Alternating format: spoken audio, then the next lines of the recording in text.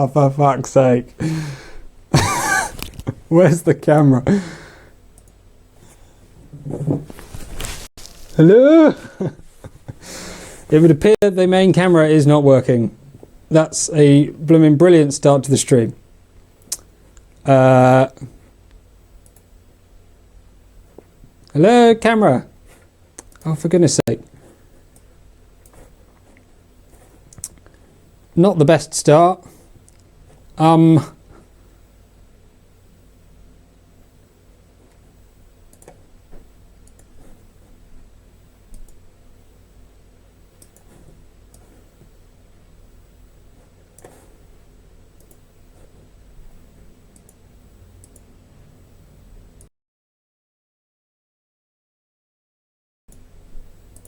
Okay, well,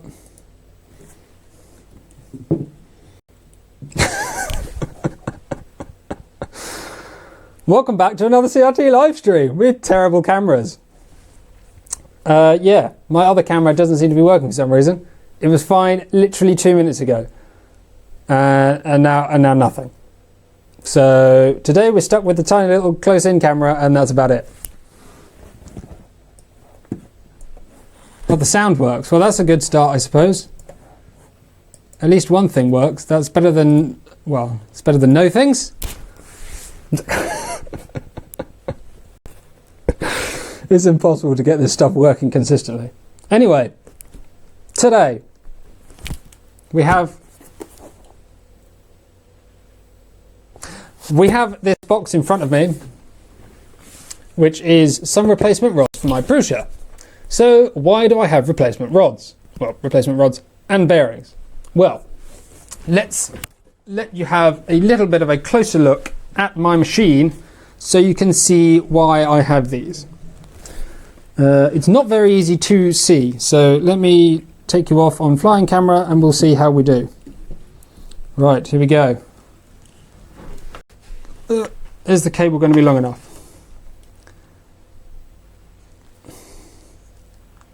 There you go, I think you can see that sort of focusing. Can you see those lines on, that's basically grooves that are cut into the rods by the bearings. I can feel them with my finger. I mean, if you put your fingers around it like that, you can feel they're pretty much all the way around. So there's definitely something going on there, and they are all the way along. It's really difficult, obviously, for it to focus on that. Well,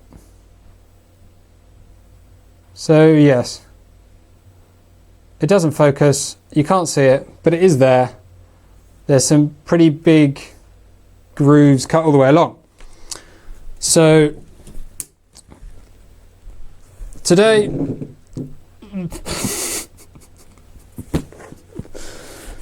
going to be replacing all those, well, it's quite a lot of work, but all the bearings and all the rods. If it was just the rods, it would be quite easy, but they did suggest I do the bearings as well.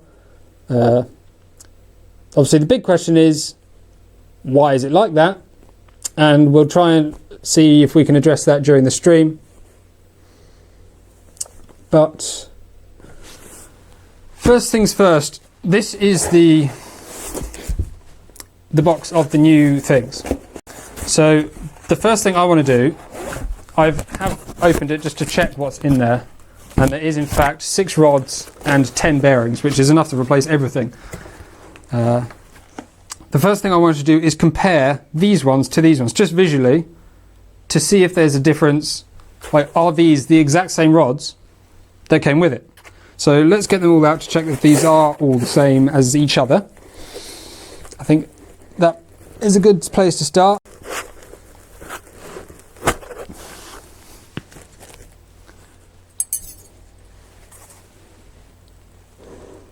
They look pretty similar. I mean, you can't really tell. They're quite oily. Telling visually, I mean, I don't think you're going to see a whole lot. They do all look the same. Oh. So, a full set of new rods. Is it hard to get them to give you replacements, I just went onto the chat and I said, I seem to have grooves in my rods. And they said, okay, let me take a look at that for you. Can you send us some pictures or a video? And yeah, and then they sent them. So no massive deal there. And there's a little box of bearings here. So let's get this in down here.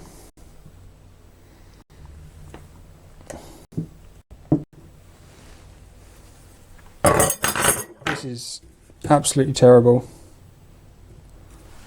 So are these different? They do actually look different.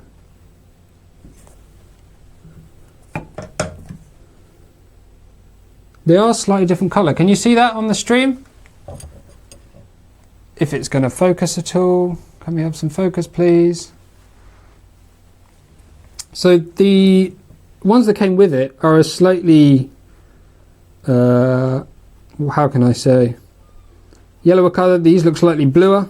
I mean, they're obviously both sort of shiny grey, but they are slightly different colours, which is weird. I'd expect them to be literally identical. I mean, presumably they're buying these in the thousands, so for there to be any significant variation from one to the next is surprising. Didn't particularly expect that, but there you go. Not that necessarily means that these ones are wrong and the new ones are right, but they do appear different. So I think that's just worth taking note of at the moment. Let's see if the other camera's going to work. That'll be a no then. I don't have any idea why that's just decided not to work.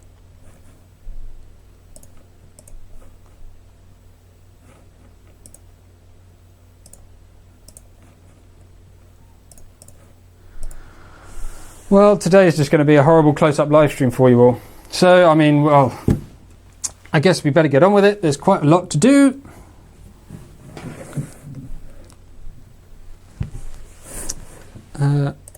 I'm going to try and see if I can get to chat and whatnot.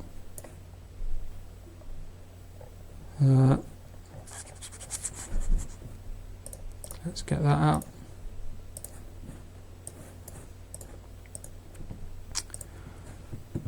The question is, where does one start? There are not instructions for this. So I think if I start with the Z-axis, I can take the bed off probably.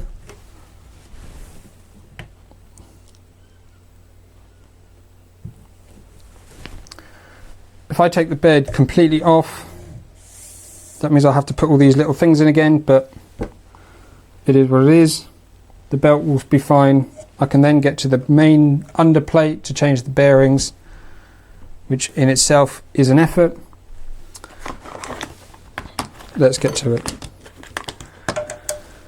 Ah, that's the wrong end. So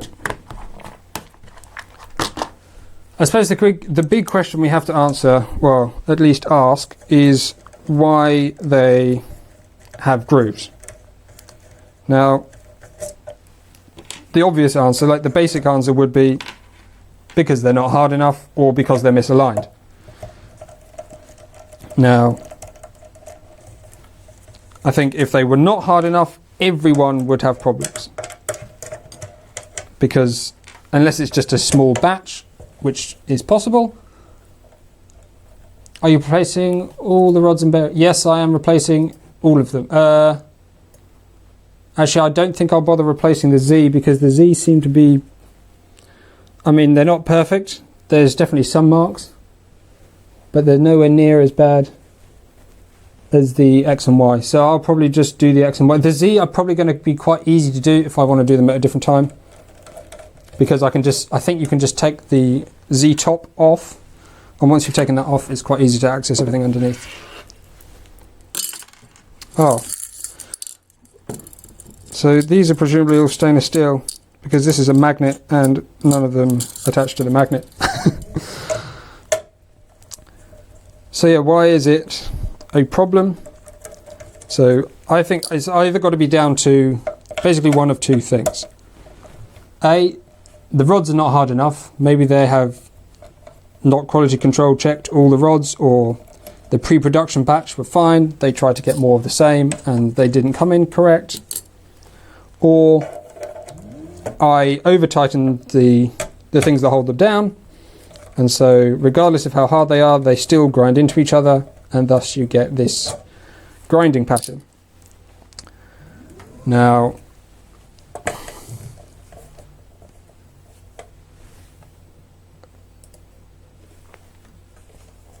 seems like many are having problems with the grooves, just some are worse than others. Most also have bearing issues. I think it's bad bearings causing the issues. Well, that's the weird thing. I mean, if it was bad bearings, surely everything would be a problem. But it doesn't seem to be everything. I think, well, obviously I've not looked at everyone's issues. I've only got my issues to look at. But it seems like it might be an over-tightening issue, which is probably more likely on the bed because you've got those big strong U-bolts that you can clamp them down with. But on the X carriage there are only zip ties, so I mean if you could do a zip tie too tight then that's quite an achievement, but also there is a limit obviously to how tight you can do a zip tie just because it's plastic. And the other thing is it's obviously difficult to get it an exact tightness because you have discrete movements. You can't just infinitely adjust between one or the other. You're clipped here, or you're clipped here, or you're clipped tight. I mean, there's not a lot you can do to change that, in my opinion. It either is or it is not. Have I got everything? 1, 2, 3, 4, 5, 6, 7, 8. What's this? Interesting. So if I send that out the back there, I don't really want to dangle it off the edge. I might have to go and fetch a quick something because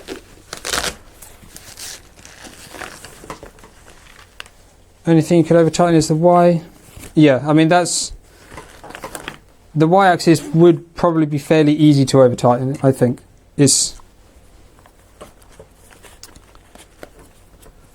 I mean the U-bolts in my I don't think they're a great solution for this because they're so strong and they're so easy to over tighten that it just seems like a daft solution.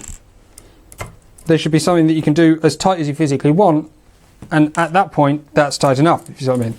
You can't over tighten. The tighter you do it doesn't make a difference. It reaches a certain point and that clamps and that's fine. So from that perspective I think it's maybe a design issue. And the other thing is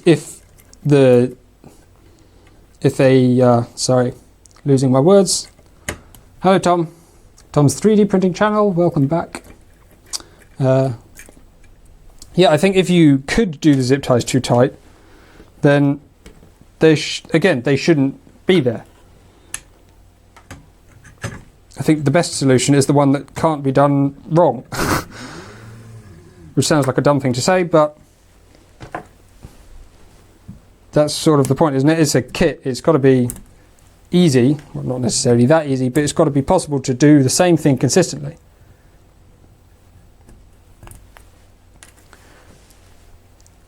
Hello Lord Garth. No, I don't think I did over tighten the U-bolts. I didn't do them very tight at all. In fact, after I did my live video, I did actually go back to them because it was difficult to concentrate on getting them right on the live stream, and I did loosen them. They were pretty loose. Obviously it's quite hard to tell when they're nylocks because you have a constant torque that you have to overcome just to move the nut. But there you go.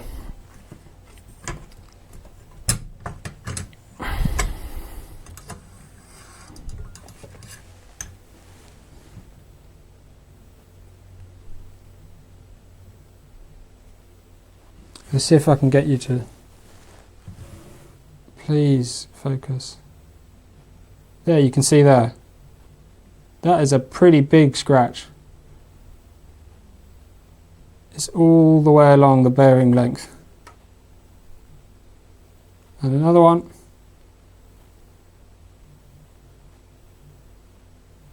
It's not good, is it?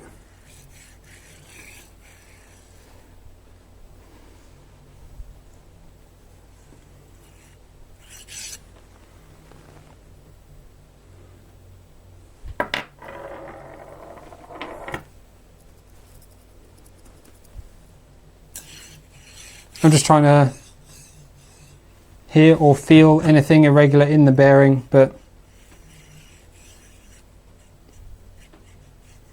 I mean, it doesn't feel.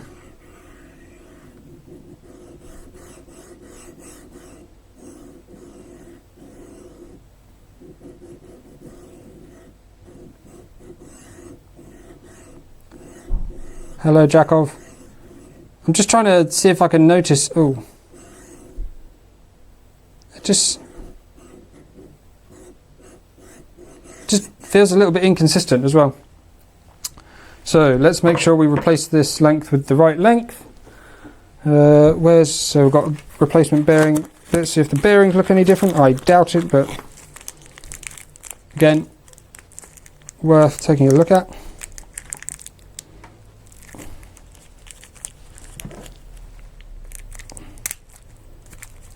Ooh. I don't know where they get their bearings from, but presumably they're high quality. They're so oily, it's ridiculous. It doesn't look like any significant difference on the bearing itself.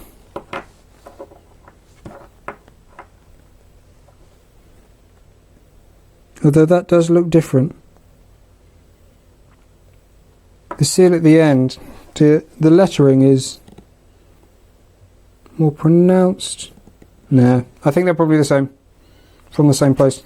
The rods definitely look different, but the bearings, not so much. Damn it, which one was the new one? Oh, fuck.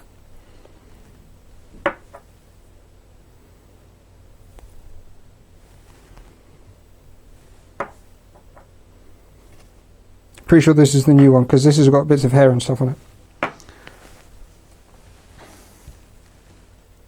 Yes, so now we've got the first rod off. What I want to do is, I've got in here a file.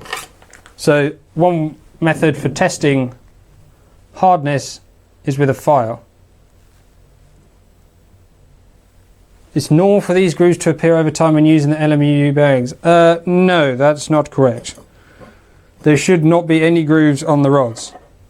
Maybe over time as in 2 years, but I had a total print time of 2 days and 17 hours. That is not right. So one way to test hardness, a basic way to test hardness is by scratching it with a file. And you can then identify, because the file we know is hard, if it can scratch it away, then it's soft. If it can't scratch it away, or it's very difficult, then it's a hardened material. These do look like they've been made in completely different places. The chamfer's different, the material looks different. So first off, let's try the old one. So we're just going to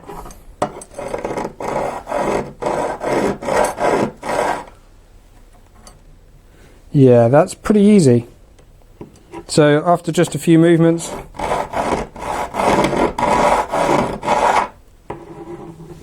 it's sort of, that cuts into the end there reasonably easily.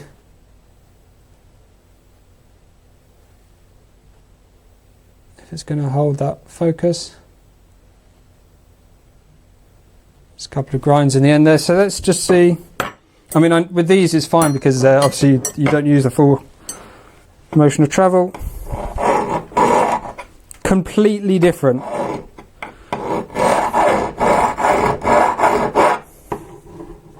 So with this one, it does get a scratch, but you could probably hear the difference, to be honest. I mean, it's a tiny scratch. Let's try again. Let's try and do them sort of side by side so you can hear the difference. This is the soft one. You can hear it cutting in. And this is the hard one. Yeah, so you hear that? It's running over the material as opposed to this one that cuts into it.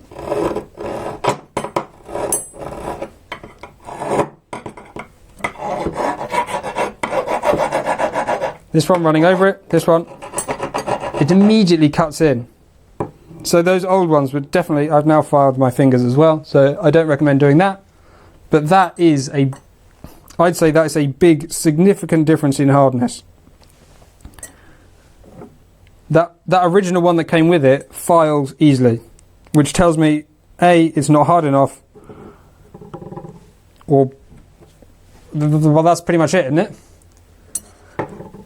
That's pretty disheartening. That's quite frustrating. I mean, I'm going to do it again, just so you can hear the difference. So this is the soft one. You can hear it cutting into the material. This is the hard one. And there you hear it running over the material. It's a bit like the difference between sort of doing that and actually cutting in. I'm pressing about the same. I mean, this hardened one is slightly damaged, but that difference is massive. I was expecting them, well, I was sort of hoping them to be the same, really. But, I mean, I'd check what you've got, because, I mean, they do stick off slightly at the front on the printer. So, if you have a file, check yours. Right on the front, don't do it where your bearings are going to move, because that's just a silly thing to do. But right on the front, in front of the zip tie, that's ridiculous. You don't need to press hard, but there's a significant difference in hardness between those two.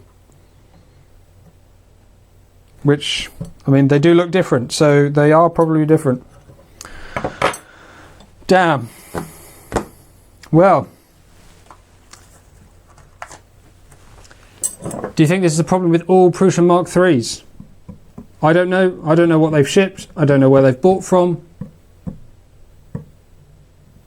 I don't know what they're going to be doing. But if it can't be proven, or people don't complain, or nothing gets worse, then obviously nothing would change. Is it a problem? I mean, it is a problem with mine. If they bought a large batch of rods and they've shipped them with every printer, then yes, it would stand to reason that it's a problem with all of them. But obviously, I don't know what they do. Do you think a kit shipped in February will have the issue? I wouldn't be surprised if it still has the same issue. If they're not looking at the issue now as an issue, as a problem, then they'd have no reason to do anything different. So I imagine they'll stay as they are.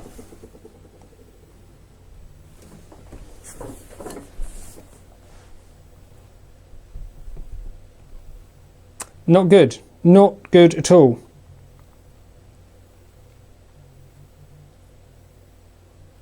Well, I guess all I can do right now is continue putting the new ones on. At least we now know that we've got hard ones. In fact, having said that, given that they've just supplied me with some new ones that are hard,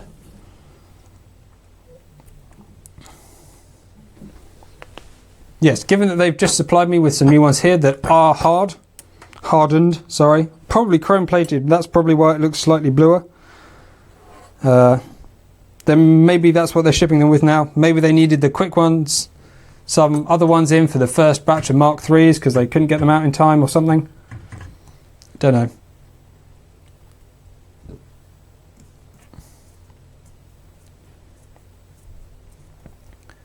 No, high wind linear slides. So with high wind, with that sort of stuff, the whole assembly has to be a very high precision assembly. Everything has to be really well aligned because they don't have much allowance for misalignment. Whereas something like this, especially with a steel casing, it's designed to work with a misaligned system. So where everything's hand built, you've got plastic parts, printed parts, kits made by people that don't necessarily know a whole lot about what they're doing. This gives you a lot more room for error than linear rails.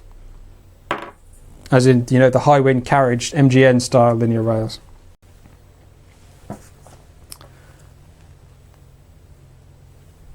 Let's make sure I reinstall the correct ones. Wow, damn, I can't believe how soft they were in comparison. Let's get this on here. Oops, daisy.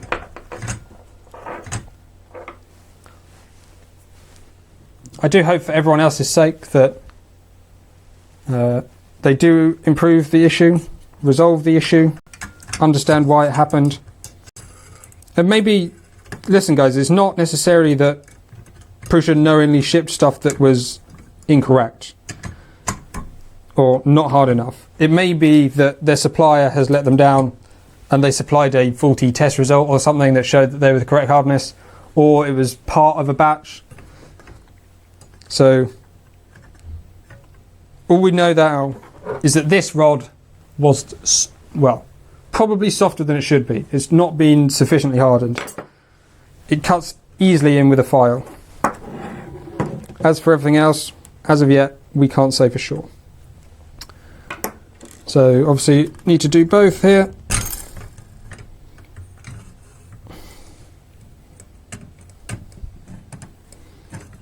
For obvious reasons, I'm going to be very careful assembling this back together. So seeing as we've got them out, let's just do the same check on this rod. I mean, I don't think there's going to be a difference between two rods, but don't know what to expect anymore. So let's try it anyway. Yeah. Like butter.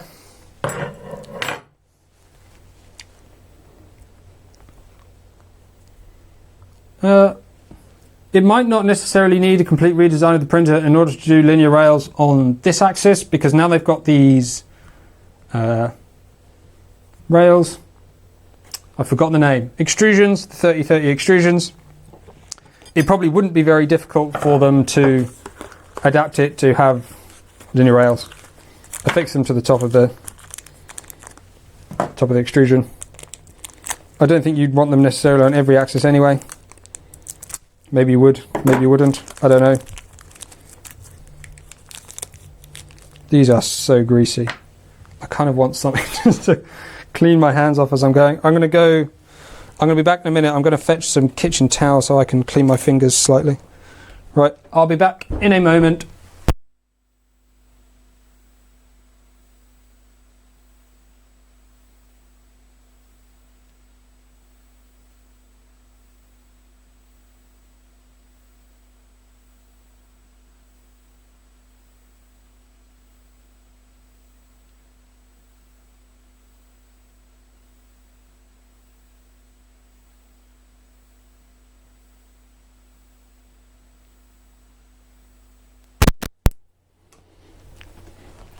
Okay, I'm back and I've got some kitchen towel. I am still sitting on a Bosch box, by the way, because the chair is not tall enough, so this nice little box I can sit on allows it to be a little bit taller. I think I'm going to be nipping to IKEA tomorrow to get me a nice wooden stool.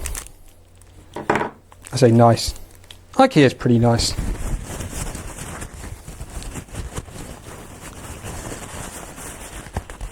Be interesting to see. Wow, the amount of dirt in the... That's ridiculous. By the way, just so you know, I'm not rubbing any oil out... Oh. I'm not rubbing any oil out the middle of the bearing. I'm just cleaning the outside, which obviously doesn't need grease. I mean, it'll stop it corroding, but hopefully that won't be a problem because I'm inside anyway. Let's get these on here.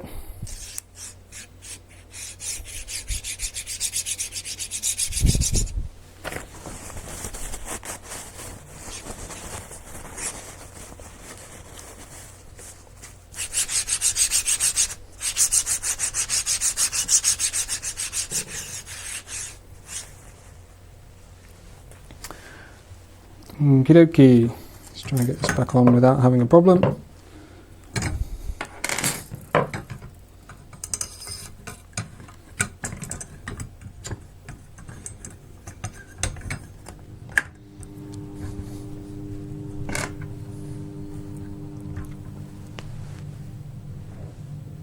I'm not pre-greasing the bearings.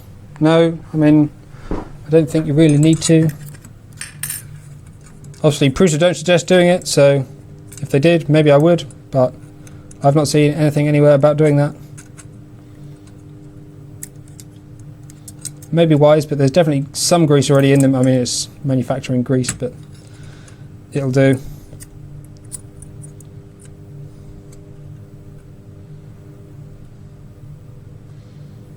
Come on. Okay.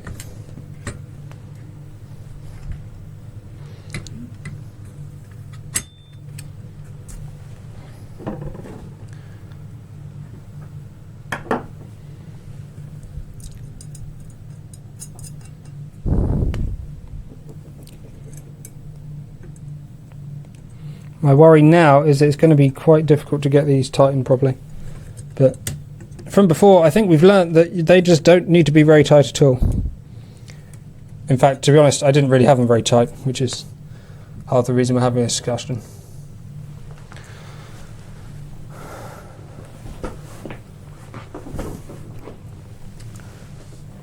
I don't think carbon fibre rods are very hard. I don't think you can use them with steel bearings because I believe they're softer than that. Because carbon fibre rods, I'm pretty sure... Oopsie daisy. Yeah, carbon fibre rods are, remember, just fibres of carbon with a resin, and I don't think that resin is particularly hard. Maybe I'm wrong. In fact, it is quite... I know it's very stiff, so the stiffness is good. I'm using them on Steve at the moment.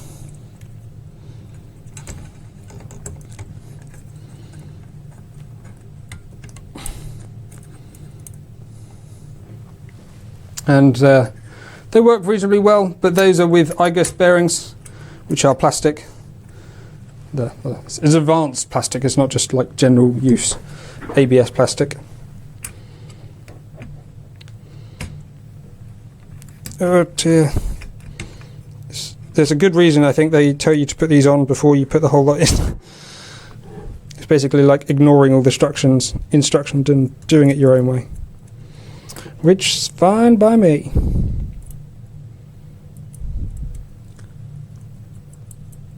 Yeah, you do need indeed bushings for carbon fibre.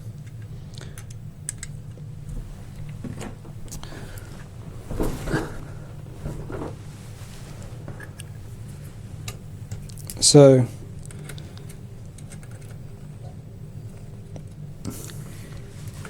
let me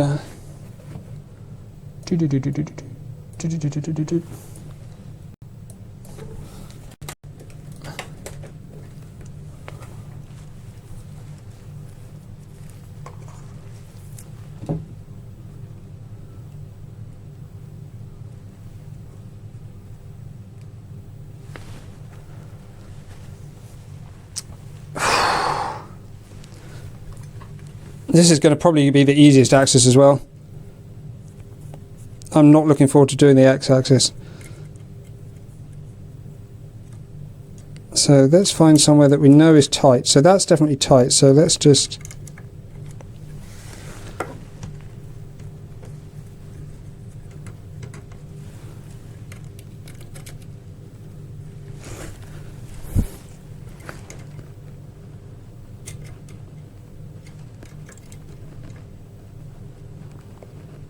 I think the problem really with using U-bolts like this is without a torque wrench to know exactly how tight you're doing them, Prusa can't really tell you how tight they're supposed to be. They go, oh, you do them till they touch and then a little bit more, like an extra quarter turn or something.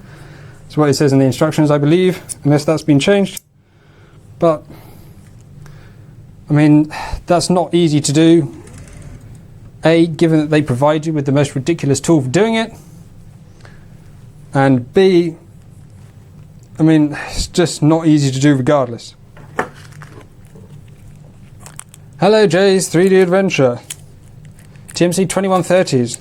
I'm holding off getting 2130s because, well, you'll find out soon enough. but I hope they work out well for you.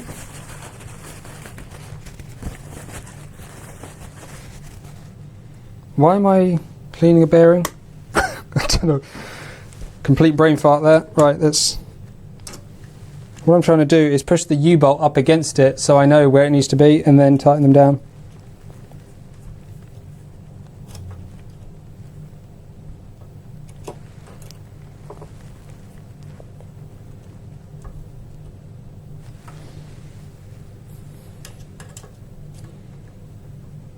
Okay, so here I can definitely hear movement. So if I tighten them down, yep, movement, movement, no movement. So that's basically just touching. The bearing still slips underneath it slightly. What about this one over here? That one's a lot tighter, so let's try and...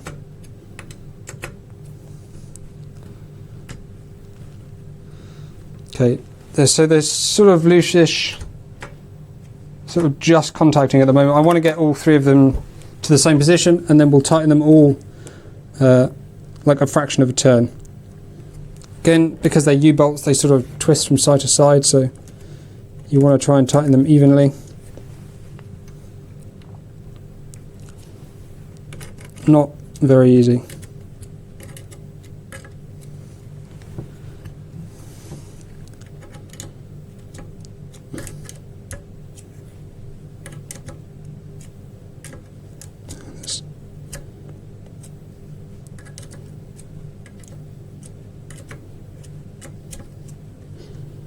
So there's motion. Now there's not. Does the bearing move? A tiny bit.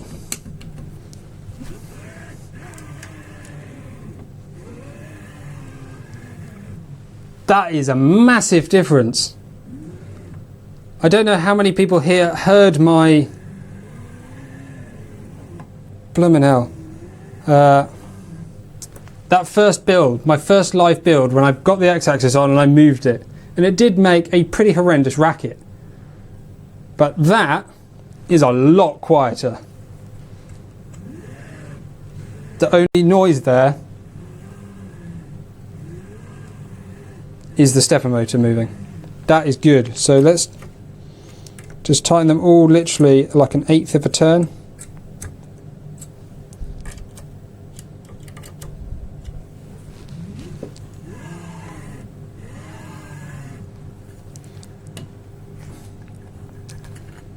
Yeah, so I think I really don't want to overdo it. I'm going to come back a tiny bit.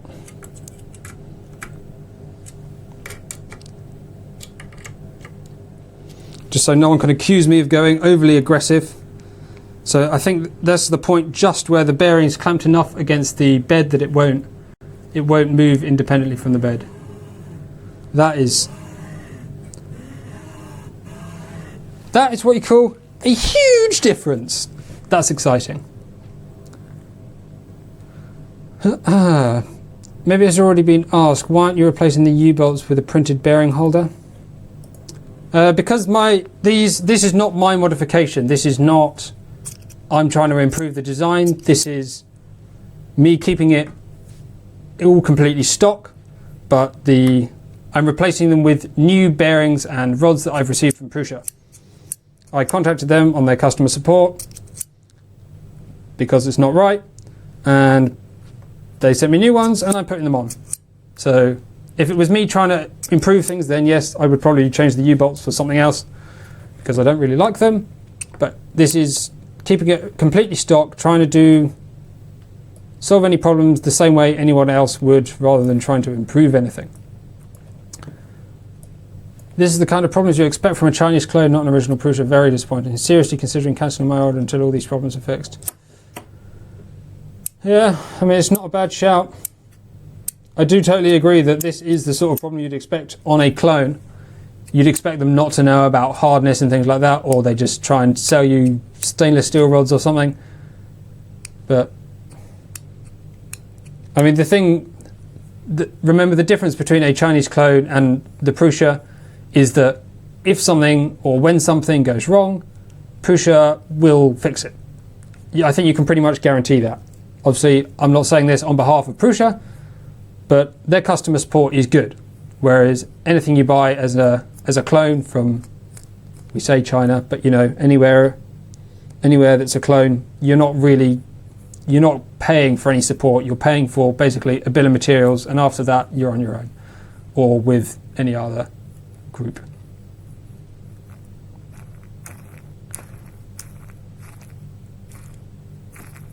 Yes. Yeah, Mark, these are just a replacement from Prusa because my ones were not very good. And I've just noticed the powder coat is also coming off, which is not exactly beautiful. That's a thick old powder coat. But I mean, it's coming off, but really it doesn't matter. No, it's not even seen, not visible. No shits were given, as it were.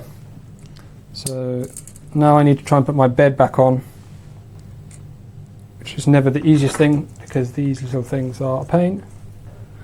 Right, nothing under there. Let's get that screw out. Okie dokie.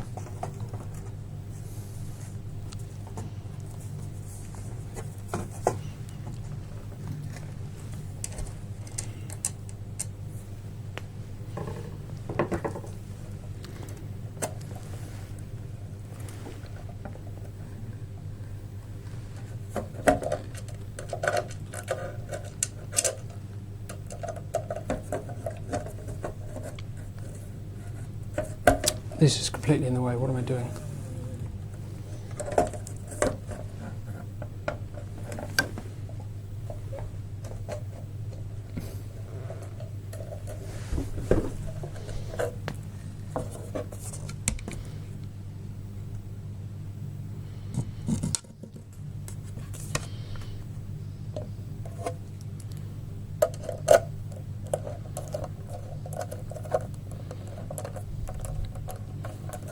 I think we're good. Okay, that first one's always the most difficult because you can't really see a whole lot or reach a whole lot or anything like that.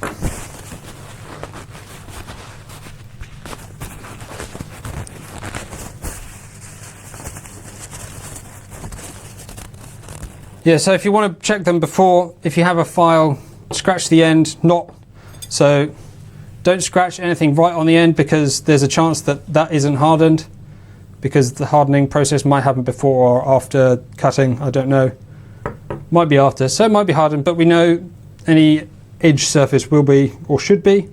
So do it right close to the end where it's not going to be used, preferably on an axis where it definitely won't be needed. If you can't see or feel scratches, Ron, I really doubt you have a problem. I could both see them and feel them. I mean, you could see them from half a mile away. Although they're nearly impossible to put on camera, they're very easy to see. And when if I grip the rod and just do this with it, it feels like it's knurled almost. Every little bump you can feel with your fingers. So if you can't see it or feel it, I really wouldn't try and do anything about it. Not worth it. Not worth the hassle.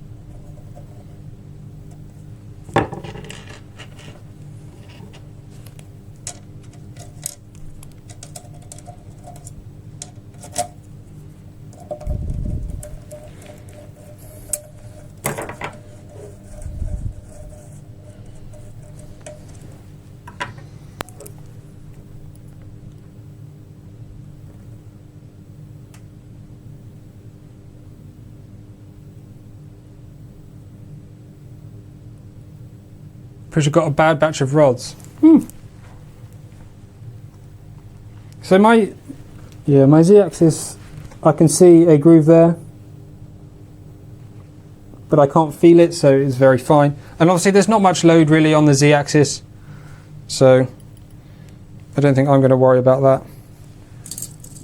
They sent me, I asked for replacements for X and Y, and they sent me replacements for all of them, so I have more than I need.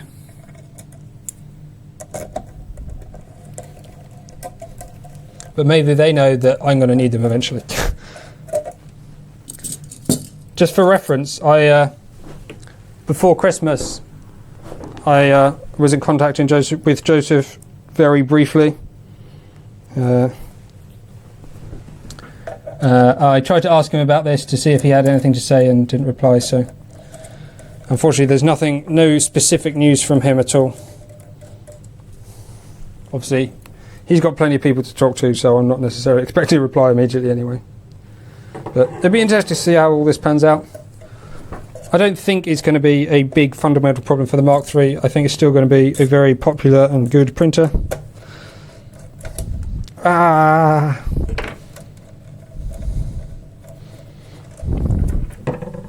Ooh.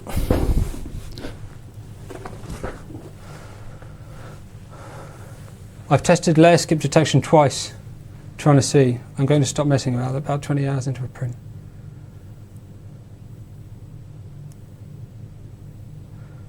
You've tried.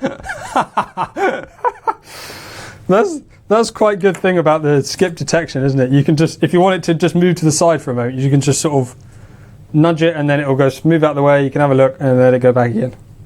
It's quite incredible, those features. Even though not everything works perfectly, anything that does work blooming well.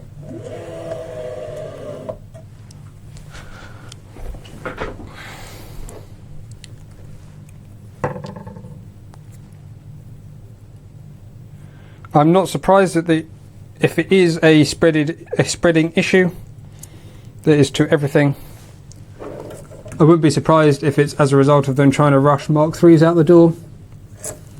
They had to get an extra order from someone that they wouldn't normally order from, and someone messed up the order or whatever, something happened that resulted in a bunch of them not being the same as others. So the ones that they were supplying as replacements as the ones they normally give out, and the first batch of Mark IIIs and some Mark IISs that were shipped at the same time had something different.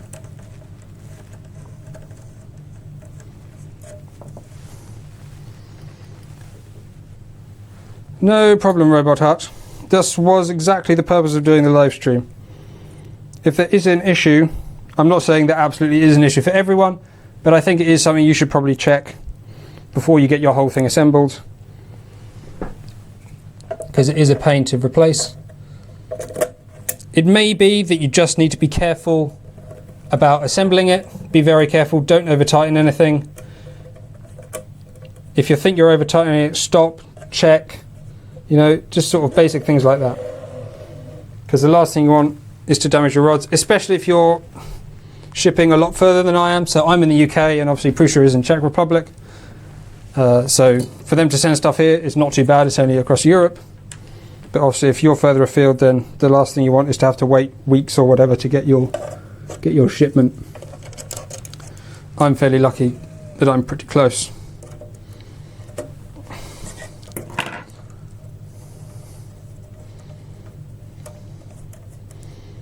So now that all these are on, we want to go and tighten them. So first we'll,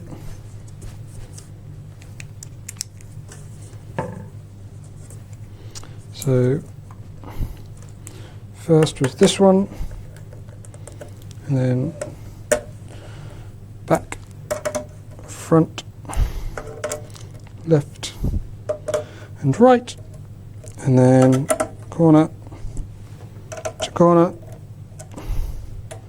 corner, and the last corner.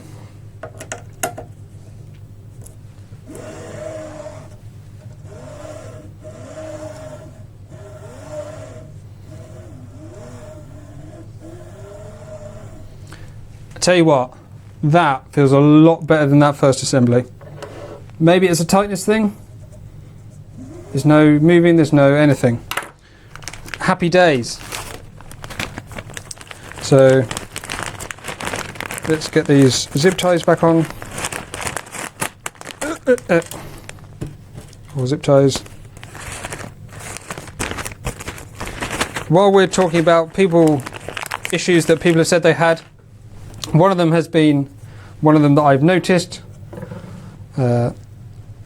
is that people have said their quality of the prints that they've received has not been very good.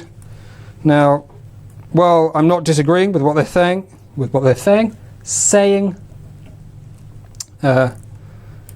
I think you need to be aware that the thing about quality is if it fits, then the quality is fine. So if your parts don't fit together, then obviously that is a quality issue. If your parts do fit together, but they don't look really pretty, that is not really a quality issue. Unless they're saying that they should look really pretty. You know, in my mind, if it works, then the quality is sufficient. They don't want to pay extra money to have extra fine detail, lower layer height, more perimeters, more infill. That costs them a whole lot more money to make when the function is just the same. So, well, obviously it won't be just the same, it would be stronger, but if it's strong enough without that, as an example, then the quality is okay. I printed a bottle opener after your last stream. I got a major layer shift that wasn't detected, and another one after layer. Interesting. Presumably you weren't in stealth mode because you'd know about that.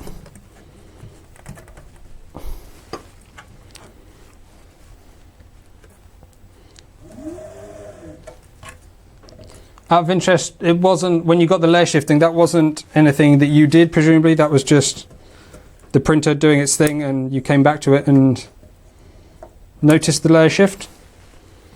Or were you testing it and prodding it? And because I know it's quite fun to test and prod, I must say I do that myself.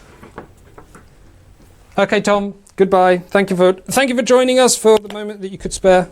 Much appreciated. And I shall see you in the next one. Bon voyage.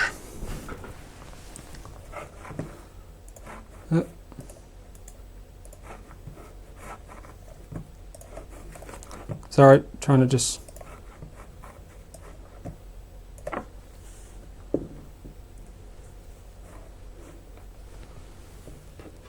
I haven't reprinted it, no. I mean, I obviously could do that. But to be honest, I'm quite happy with this one that I've got at the moment, the double one.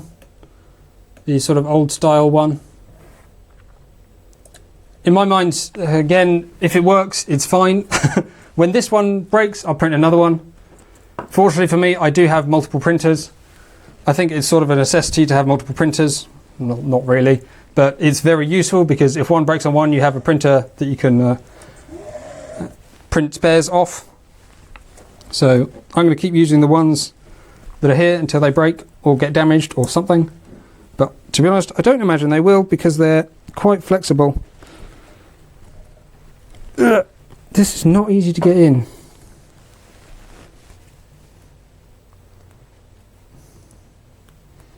Oh yeah, that is true. I don't disagree with that. It is easier to get the filament on and off. Just because, you know, it's only one side. But as I said, until this one bothers me or breaks, I'm not gonna fuss about it. It's quite a long print and I'm not that bothered. I'm also just printing PLA stuff at the moment and I want that printed out of PETG probably. So when that happens, it'll happen and I probably won't let anyone know because it's not very exciting.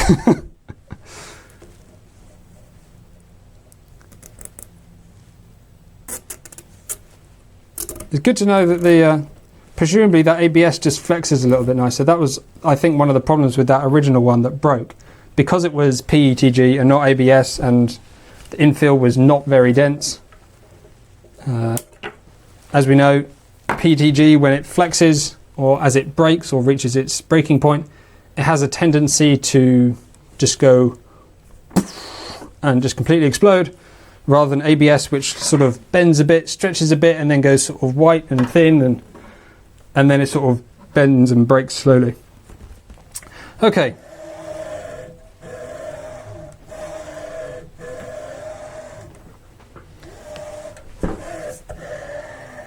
I think a lot of the noise that comes from that axis actually is amplified by the bed itself. Okay. I'm exhausted already, but we've got to do this x-axis. Let's take a look at how much of a monumental pain it is to replace this on the x-axis. So,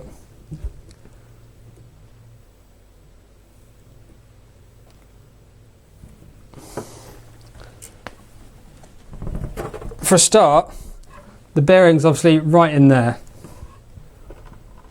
covered by panels both sides. And obviously, secondly, the rods pushed into the end, you have to disassemble all of this just to get to those, which is fairly obvious.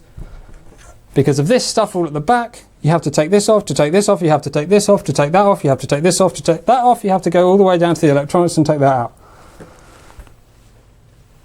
So maybe we can sort of try and skip a little bit of this and just cut these zip ties off, and we'll see how we get on.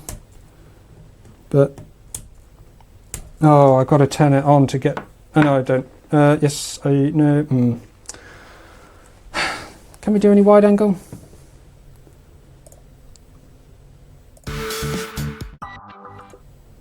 Sorry about that.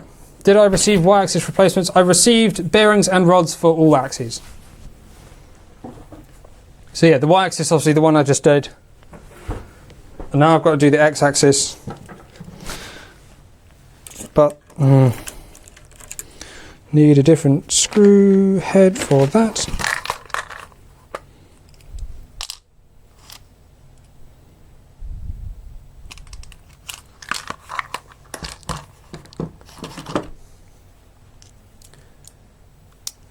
That is exactly what I'm going to do, void parallel.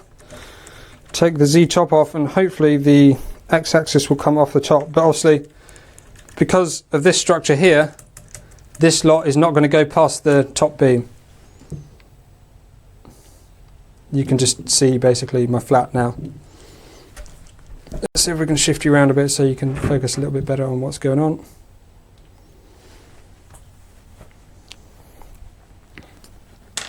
So yeah, hopefully by taking these off, these Z tops, that'll get me somewhat close to where I need to be with regards to the X-axis. But it's going to be a massive pain to get that out still. I mean, regardless of everything else.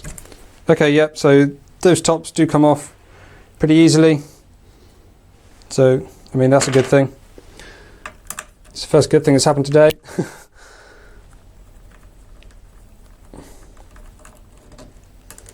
I need like a set wall or something behind me so you can't see everything else.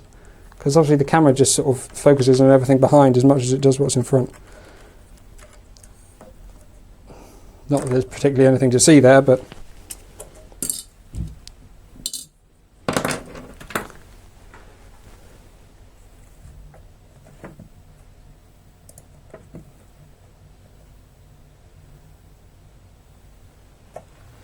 Okay.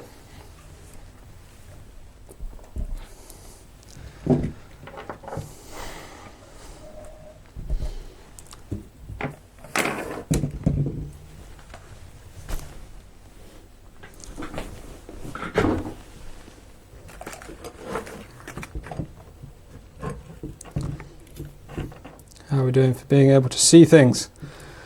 Not the best, but it'll have to be good enough. So hopefully this will come off the top now.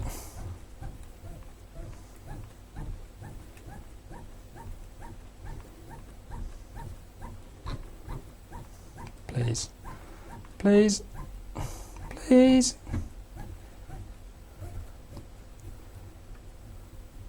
No, see, that's not going to work because of that cover at the back. God damn it! So now I need to take this lot off.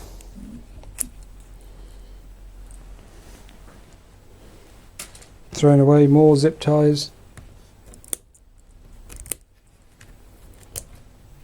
Being careful, of course, not to cut the cables, because that would be bad. Very bad.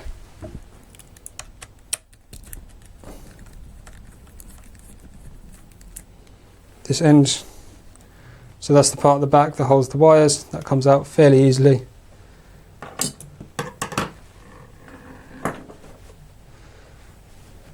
Drop the Z motor from holder as cable chain is too short otherwise.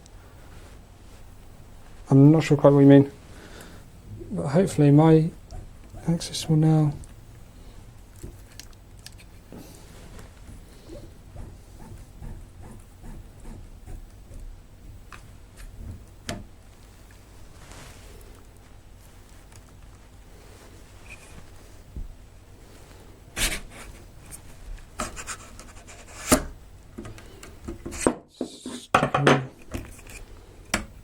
I suppose I might as well do this Z-axis because it's on the way to doing the other ones.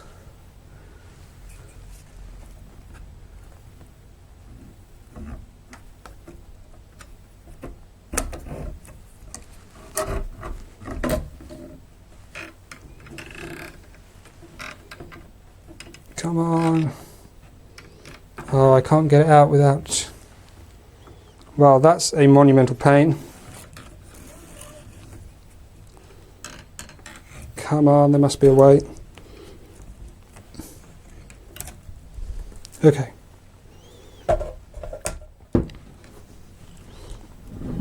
We've made progress. Hello and busy. So now we've got that off of there, we can try and remove this slot from here. Oh my days. I just don't want to damage anything, especially all these wires that are hanging off it. Let's move this around. Do it on the side here. Okay. Right, that should be good. Okie dokie. Oh, I can't take... It's just trouble after trouble after trouble after trouble. Okay, filament sensor. Not sure if I need to take the connector out, but that should help with that.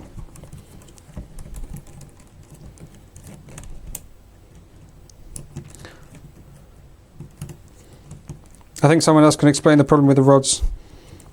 If not, I'll cover it. Same as that length.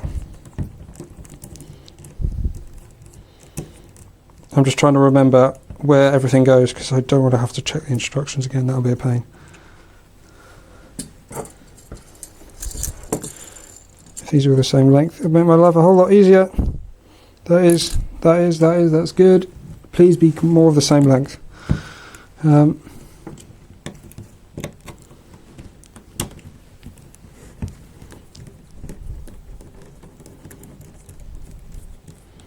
You know what? Maybe it's this that's too clamped down too hard. Don't know. Who knows?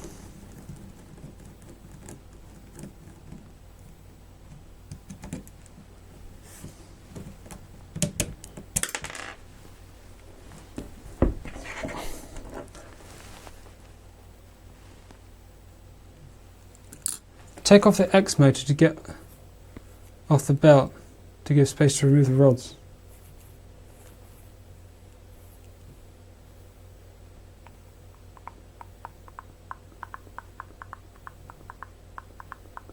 Yeah, I'll remove the X motor in a second. I've got to do this as well, obviously, because I've got to get the bearings off.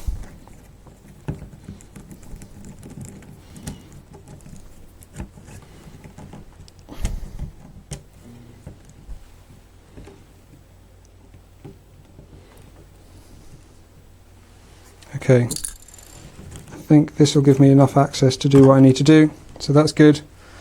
Right, wow, this is so much of an ache. Right, I'm just so conscious of damaging anything. The last thing I want to do is damage anything else. Oh dear, I've just lost a nut, I think. Oh no. Square nut, mysterious square nut. I think it came from there. Okay.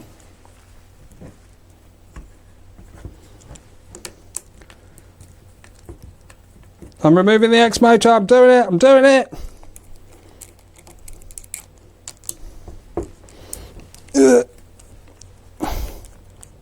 There's X motor that was impossible to get on because the belt's extortionately tight. I wonder if the excessively tight belt has anything to do with it. Probably not. That belt is ridiculously tight. Okie dokie.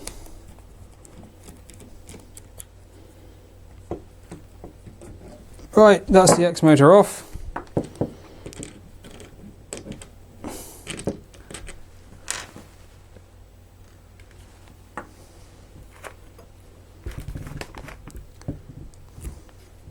So did you replace your, and Monsieur and Busy, did you replace yours because they were damaged, or did you replace them because you wanted something different? Because when they're damaged as a result of... Oh, come on! Really don't want to break... If I break these plastic parts now, then that'll be very frustrating, I think. This end is going to come off, yes. Okay.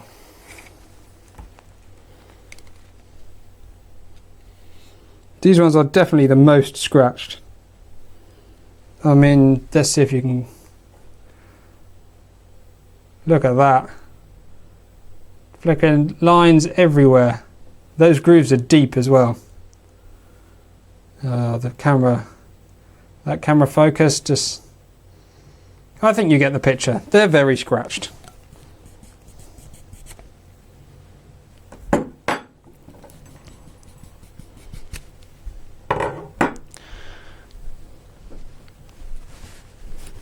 So yeah, what I said about print quality earlier, if you look in there, if it's going to focus and if the light is in the right direction. Come on, please. It's impossible to get this camera to focus in the right place. Please. Yeah, sort of. No. Oopsie daisy. Yeah, in the bottom of here, where it did the overhang, it's really shoddy. It seems to me like these weren't printed on Mark IIs for some reason.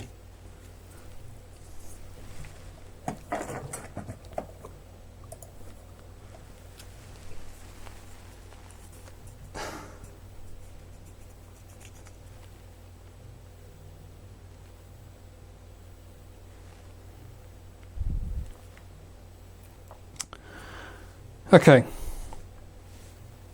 so let's take the, let's use something like this.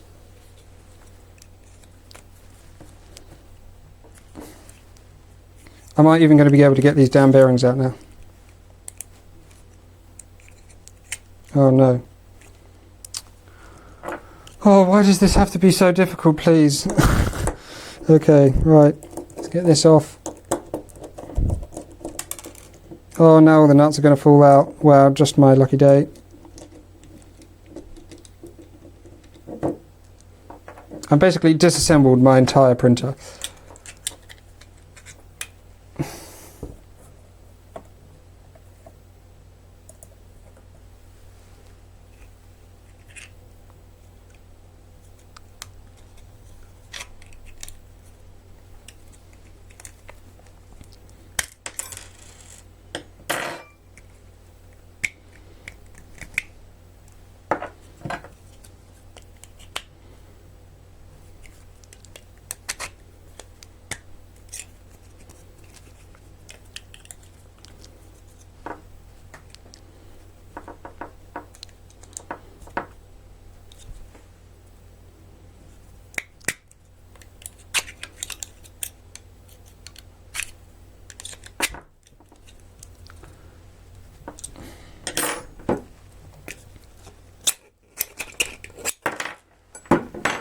Don't need to worry about damaging the bearings because we're not going to be using those anymore.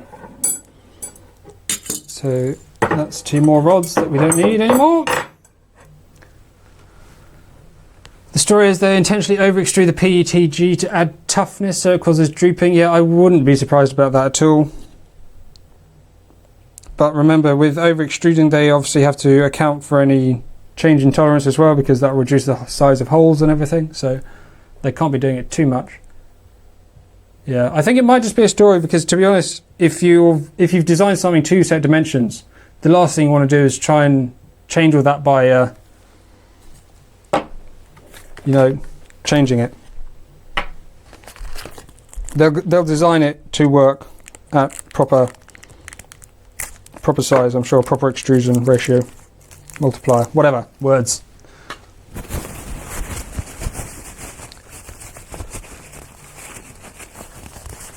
Yeah, so bushes and steel rods is fair enough.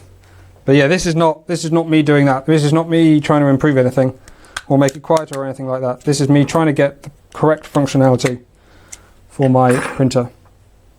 This was a new one, yes.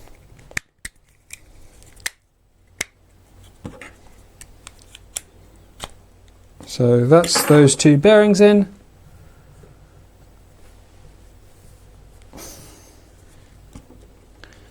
Yeah, I mean, I don't disagree. It has been quite difficult to assemble a lot of this printer.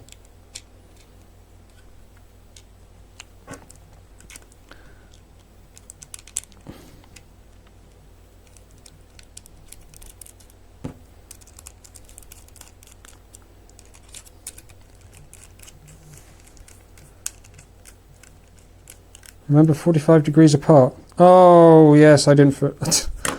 Thank you so much for saying that, because I'd have nearly got all the way through without doing that. Oh, can I just be cheeky and... No, I don't want to risk it. Thank you so much for saying that. Oh, I almost completely forgot.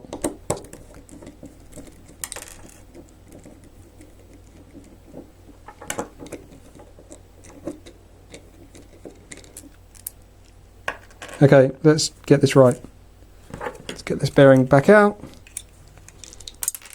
By the way, if anyone's wondering, which no one's asked, so you're probably not, but these tools that I'm using today are from iFixit. They're not sponsoring or anything. I have paid for them. Well, technically I got them as a Christmas present, so you know, I didn't pay for them, but I did want them and I did ask for them. And they are mine. And they're quite useful because it has all sorts of steel, metal things you can pry and poke with. Okie dokie.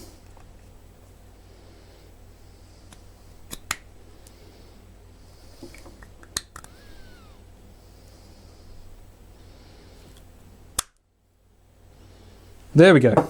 Now we're good. Let's get this back in there. Oh, for goodness sake.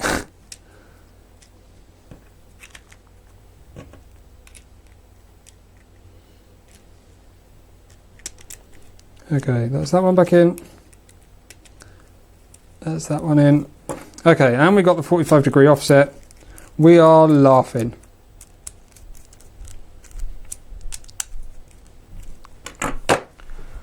Oh my days, okay. Right, bearings. Okay, let's do this side first.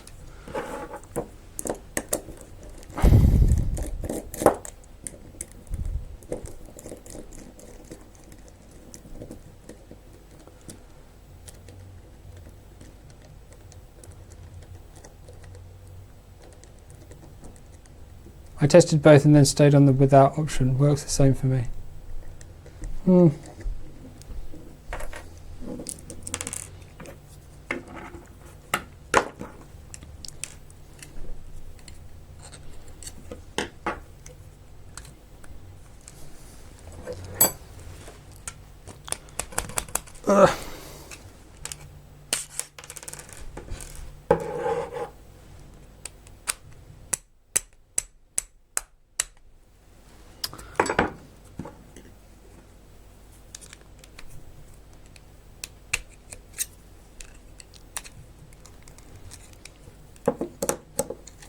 Oh, they're supposed to come out the top, aren't they? Forgot that.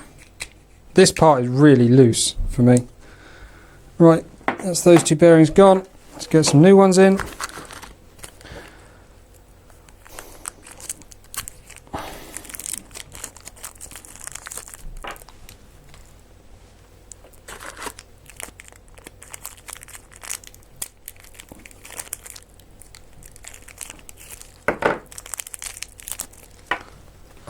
Right, clean some of that horrible grease off.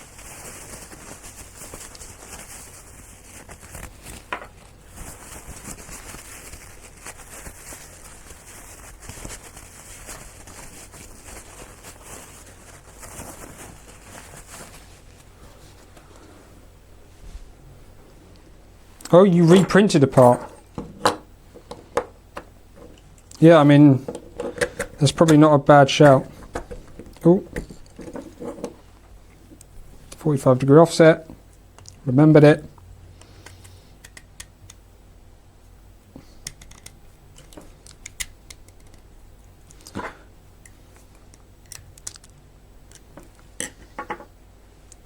That'll do. Yeah, mine, they just sort of move around. It's fine. Okay, get the top back on. Oh, we've got to fit these little nuts back in.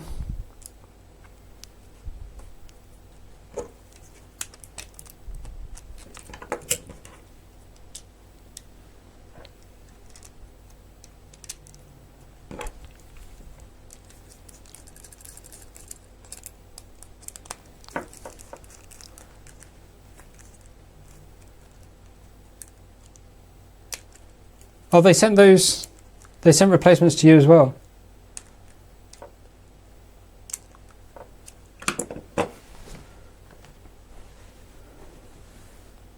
They sent a power supply. So is that the rattling power supply thing that people have been talking about?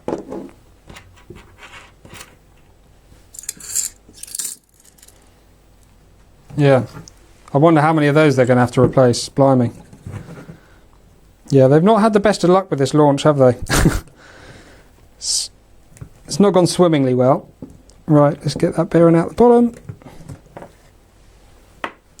Another new one in there.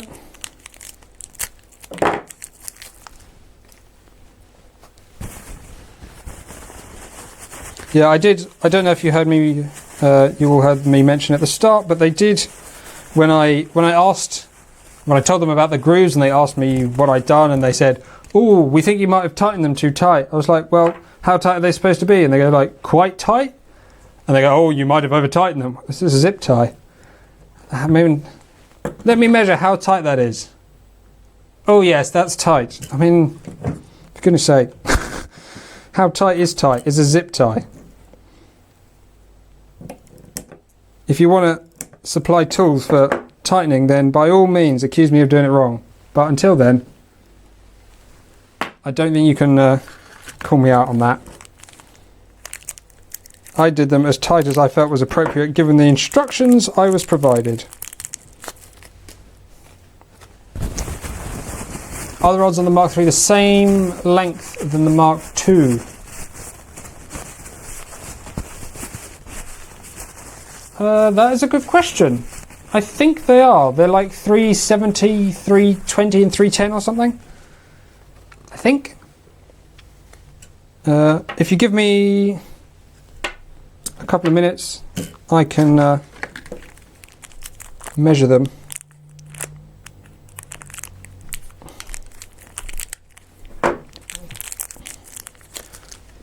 If anything's different, I think the Y-axis might be different, but I'm not 100% sure. I don't think they would be. I think they try and keep them the same just because obviously the more different lengths they have to stock, the more stock they have to stock. You see what I mean? They keep 100 of each length in stock or something.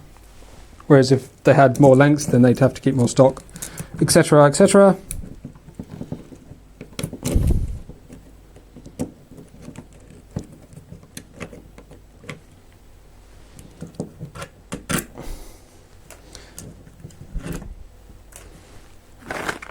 Right, that's all the bearings gone now, so now I've just got to put everything back together. I actually haven't taken apart as much as I thought I would have to. Would be nice if there were some instructions though, if I'm quite honest.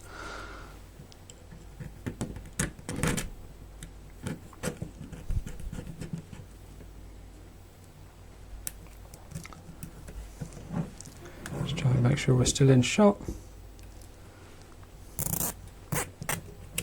Oh, have I over-tightened the zip tie? Oh, I might have done it the wrong way around though. What an idiot. Does it matter? No, not really. Which is the better way to do it? If I'd have done it that way, that would have come up. Yes. How do I do that then? This way?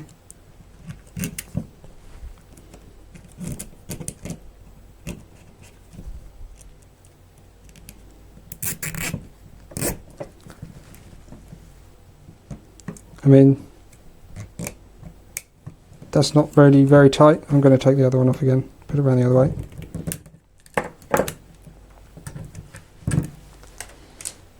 Goodbye and hello.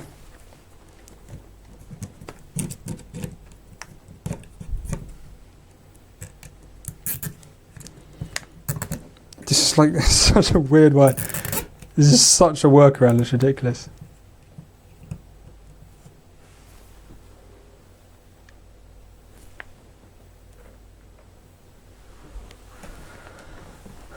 I know exactly what you're thinking about, Tom.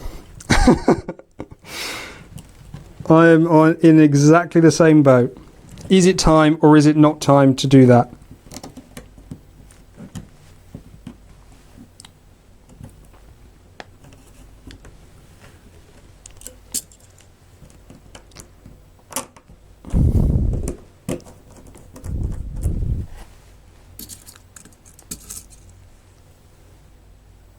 Place the yes, good idea. The zip ties. The zip tie, yeah, the zip ties aren't tight at the moment, so I'll get it all back on the printer and then I can tighten them, can't I? So I'll just get these screws in an approximate way, just so they're slightly holding.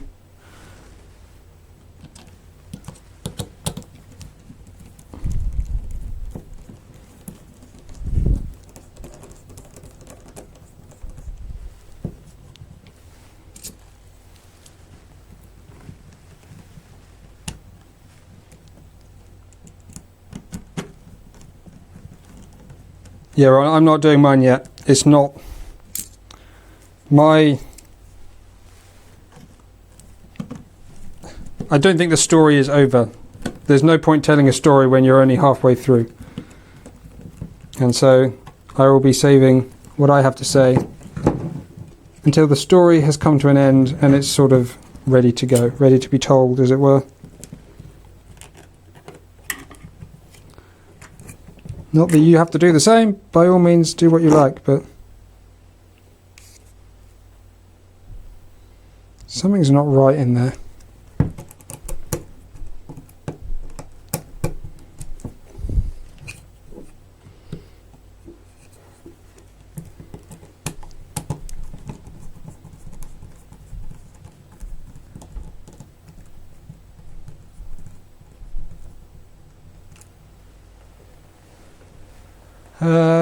Place the roll in there. I suggest make it 2-month review. Much can change in the coming month. Yeah, I think it's going to be a couple of months for me as well.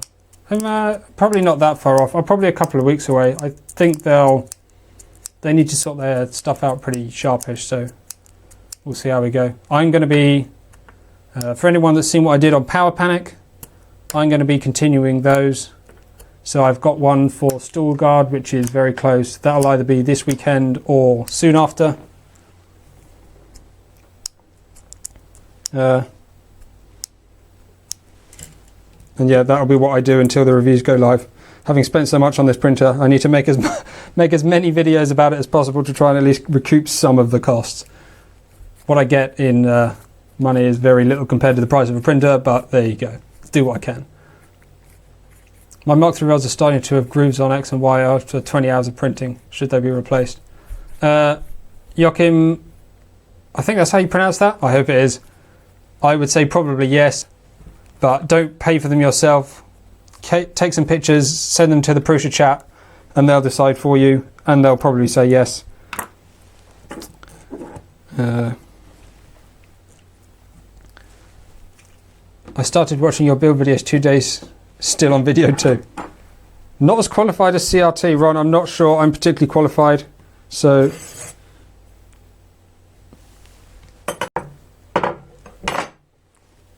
I don't think anyone's more qualified than anyone else. So which ones? Damn it, I've forgotten which ones are the long ones. I think these ones are the long ones. Hopefully the batches that will ship in March are a little better. Should be finally ordering on Monday.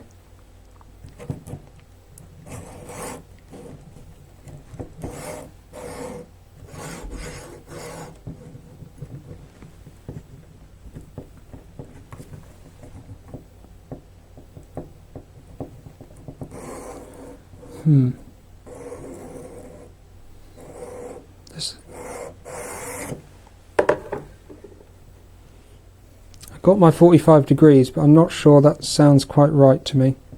Something's wrong there. Sorry that I'm gonna have to undo all this and then put it all back, but for my sake, for my sanity, I don't want to have to do it twice, so I'm going to be double checking as I go.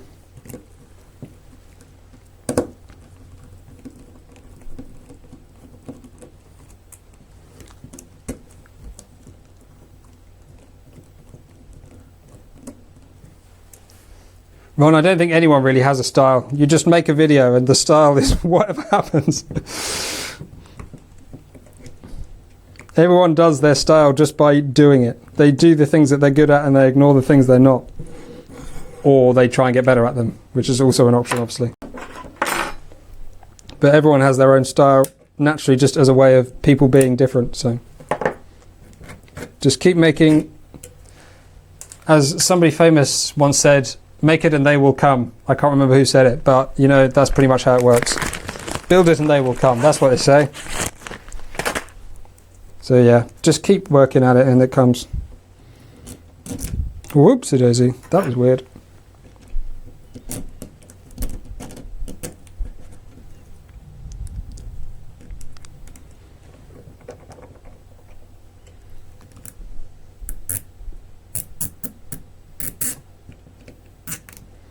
Okay, that's really loose zip tie. I'm going to keep them super loose until I've got everything where I need it.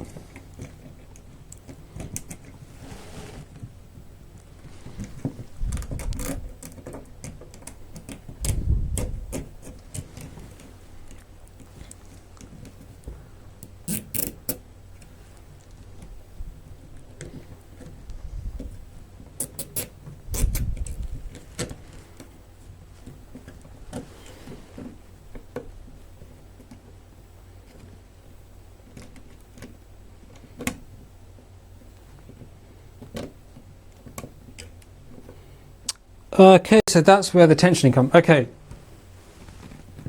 it might be worth listening to this if you don't already know. So, on the back of this panel here, there are 5 screws that hold it to the main extruder. And obviously your bearings sit here and here, and one down here. Because of the geometry, the way this works, the contact points are at the top and at the bottom. So you have contact points where these 2 screws are at the top and another contact point down the bottom where these 2 are. In the middle there appears to be a gap, and I think that is intentional because that screw then will adjust the amount of force applied to the bearings as you tighten it down and reduce the gap, which is interesting. So I think you might be able to reduce the force on the bearings by the plastic part by slightly undoing this screw, which I will probably take notice of now that I know that that exists. So it looks like as I press down on everywhere there, there's about maybe 1/2 mil gap in the middle all the way across that I can tighten it down and tighten it with. That's pretty cool.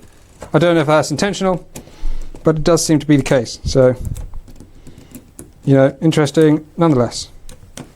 Hopefully. I found it interesting if no one else did.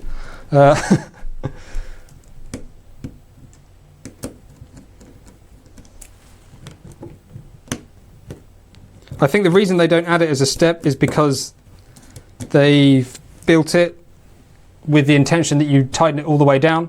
This is a bit like the U-bolts thing.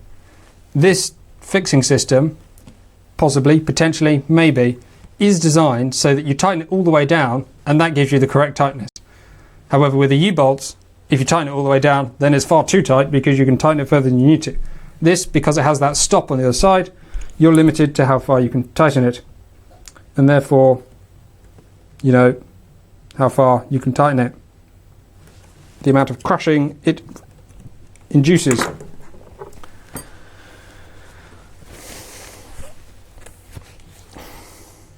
Mind the gap. Mind the gap. Okay. So now we've got to try and put these... Oh, that went in easily. Blimey. Okay. That's ridiculously easy. Okay, now that comes through there, that comes through there. Let's try and get you back a little bit.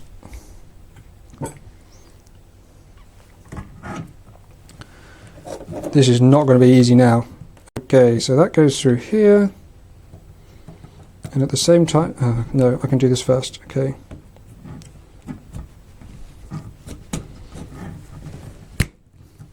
That is way too easy.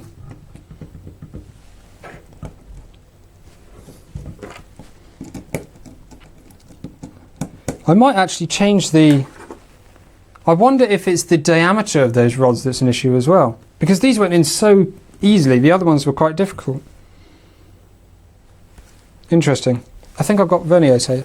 I mean, these are what you call very nears as opposed to verniers because they're cheap and they're not reliable. But they're good enough for most of this sort of stuff. So let's take this here. I mean, that's dead on 8. This is an old one.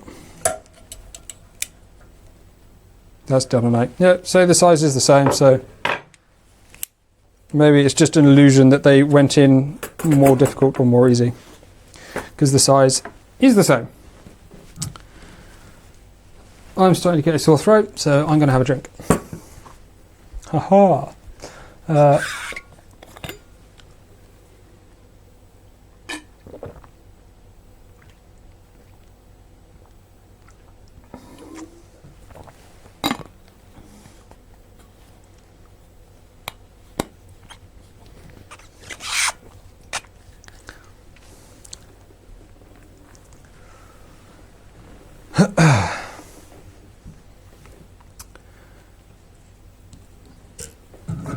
Okay, so this should now pull through here. Blimey. Okay, while we're addressing problems, so I don't know how many of you have seen my printer printing, presumably a fair few. Let's see if the cable is long enough to have a look in here. You'll probably have seen that as I print, this belt end tends to wiggle a lot. Sorry for the shaky camera. As it comes forward, it goes like that, and then like that, and then like that, and then like that, because it's rubbing. So down in there, you can probably see all the little bits of black dust that have come off it because of the rubbing. It seems to me like that this pulley needs to come further towards this side of the printer, as in move this way, which they tried to do a little bit, but don't seem to have fully succeeded. Anyway, let's not worry too much about that for now. At the moment, I just want to put this shit back together. Excuse my language. Right, let's get that in there. Come on.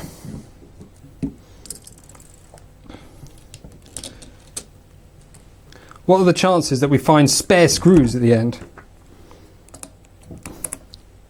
Having done this completely without instructions, I wouldn't be surprised if that's the case.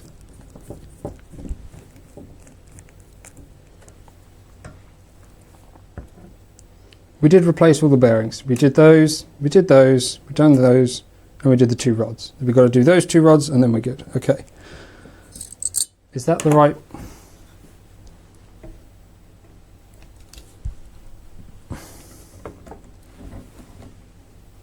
Yep, that's correct. 5 out of 7. Oh dear.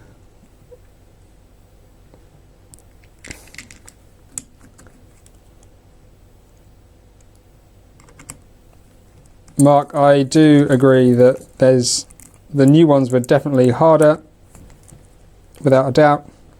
And the older ones were definitely softer. Obviously, if one's harder, the other has to be softer. I don't know enough about linear motion systems to know the difference between hardened and okay, I know a fair bit, but there are a lot of technical details about materials and hardening processes that I don't know enough about in order to say these were done this way and these were done that way and these look like this because of this and all that sort of stuff. Which is unfortunate. I wish I did know all of that because that would be really useful right about now. But I don't. Okay. So, where are we at? We've got 4 screws left here. So what are they for? That's right, that's for the top of the Z-axis. So did Prusa provide the parts or did you replace it yourself? Prusa provided all these parts. I talked to their chat and they provided me all of these rods, all of the bearings, and they said replace them. So that's what I'm doing.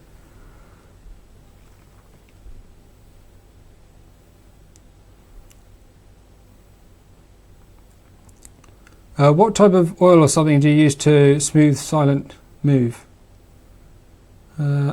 So on the lead screws I use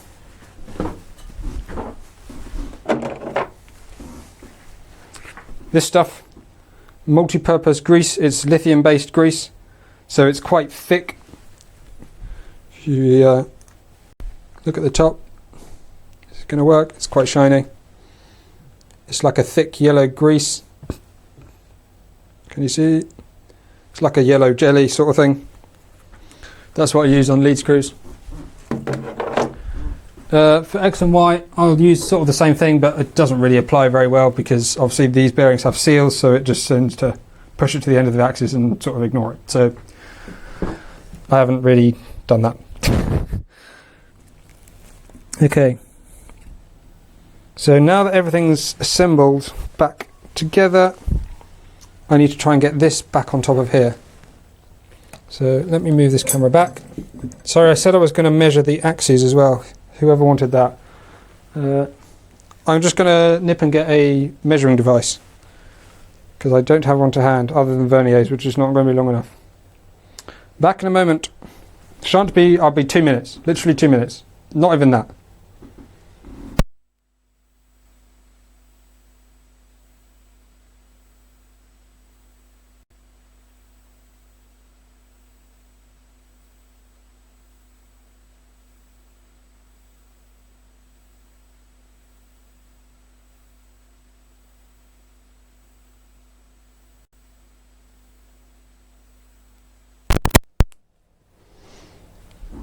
I've just realised there's probably a loud tick noise, isn't there, when I plug the microphone in and out, so sorry to anyone who's using headphones and or for whom that is annoying. I've only just realised that that would be the case. Okay. So these are all the old rods. That's very loud. So there are 3 different lengths. They are, so the longest one, the longest is 370, the medium length is 330, and the shortest length is 320. So 370, 330, and 320.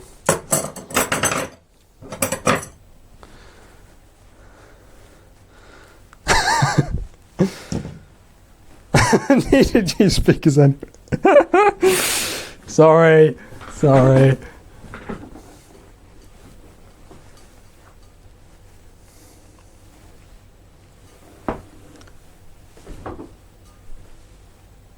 There probably are better lubricants, but I think, well, for lead screw, that does work. That stuff works really well. Because if you have anything too thin, it tends to just fall down. It'll just slide down. You know, it's a lubricant, it's wet. Whereas this grease is thick, so it doesn't melt or go liquefied and fall down the Z-axis, go down the threads. Not quite getting the words right, but I think you know what I mean, hopefully. Okay, let's try and get this back on. Back on, bacon, back on. Okay. So all this huge flip now.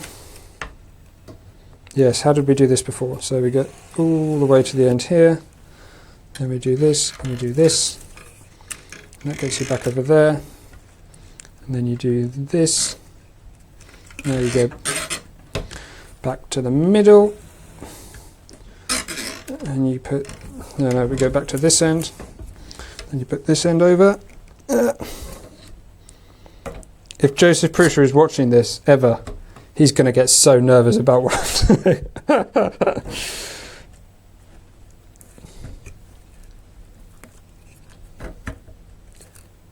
Okie dokie, I think we're on.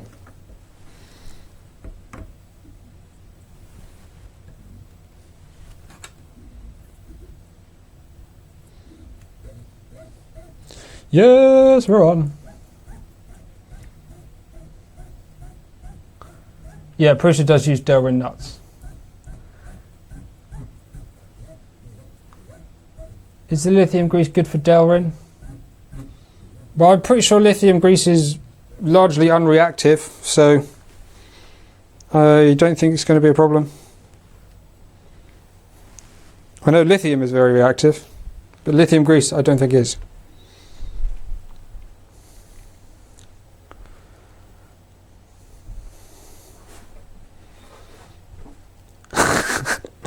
The hokey cokey. That's what it's all about. Okay, so now we've got, so let's do these next. Let's get these back on. Back on. No. Hang on a minute. We haven't got any Z-rods. Oh, there you go. See, that's what I mean about being slack. Oh, you can't see it, it's behind the text. Sorry. And that doesn't line up well. Oh dear, what's going on here? So, we appear to have a problem. Maybe it's just not because it was... There we go.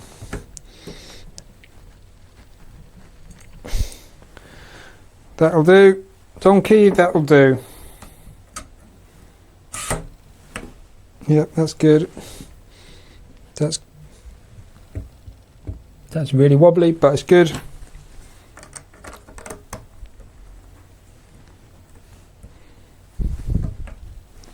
That's that back on there.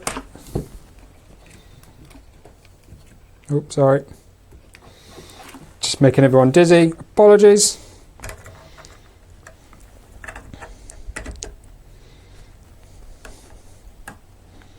Get that in there. We're nearly there. Come on. Oh, see, that was close.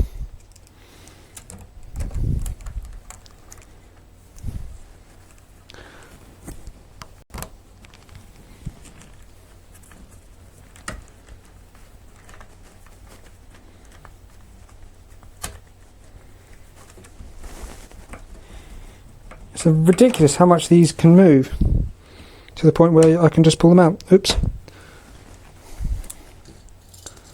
Oh dear, lots of messages. Yeah, the Z-axis was not quite level. X-axis not level. Yeah. Do I use Octoprint at all? I've stuck mainly to SD card on this printer until they figure it out. But after the latest driver release, I tried printing with USB Raspberry Pi. Yeah, so normally I don't use Octoprint because I don't really like it. I think it's slow and it's sluggish, and it's terrible if you have more than one printer because you have to have a Raspberry Pi for every single one, or you do some weird complicated multi-running of the software or something that's way too complicated. So I use Repetier, which by all accounts so far is working even worse than Octopi. So with this printer I have actually only used SD card so far. Doesn't bother me too much at the moment. But yeah, SD card all the way at the moment. Don't really like using SDs, but yeah, it's what works. And because all I'm doing is really test prints at the moment, I'm just trying to push the limits of the printer and see what works and what doesn't. So it doesn't bother me until I try and really print a lot of things. WD-40 do a PTFE based lube spray which is designed for plastics and metals. The thing I don't like about sprays is that you can't control where it goes. If you're just spraying here, you'll get mist that goes all out, all over the place. And I just don't like that. Yeah, WD-40, the company, their traditional product is a degreaser and cleaner sort of product. But they do actual lubricants as well.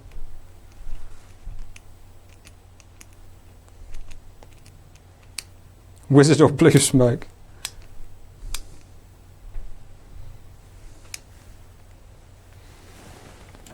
You can do time-lapse on... Yeah, I mean, obviously you can't do time-lapse with an SD card, but Repetier server does time-lapse.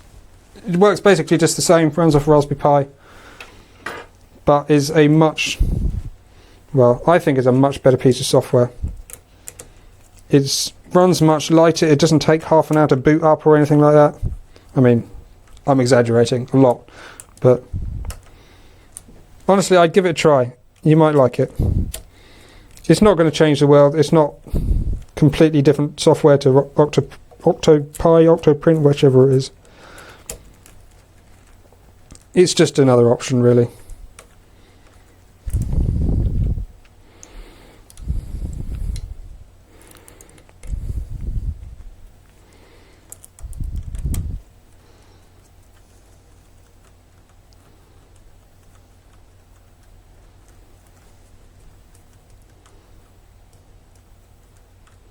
Astroprint. Astroprint's a newer one that's come out, isn't it?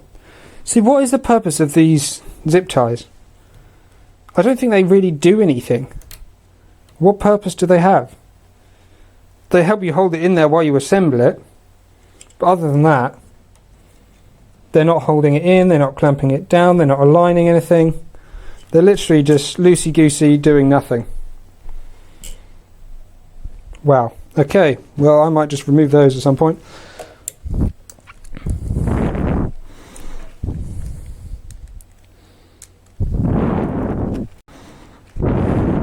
Oh, I've got to remember all the zip tie configurations around this blooming piece. Which ones have got to point which direction, point up, point down, point left, point right, and all that malarkey. It is a bit overcomplicated, this, but it is what it is.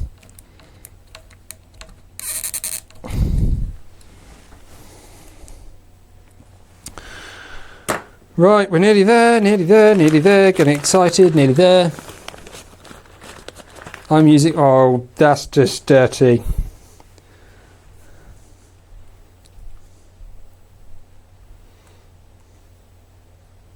Zip ties for the rep wrap factor. Yep. Gotta love those zip ties.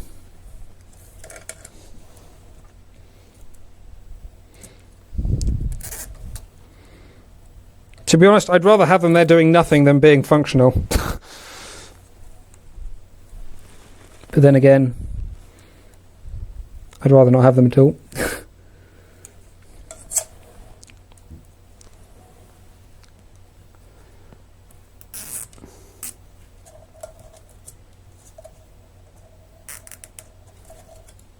Audio switch for switching between speakers and headset looks to be dodgy.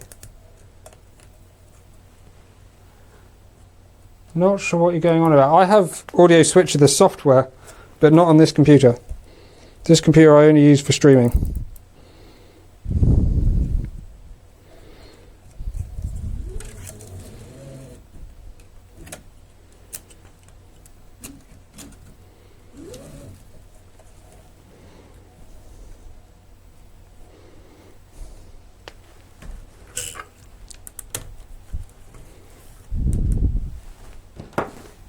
Right, let's just cut these.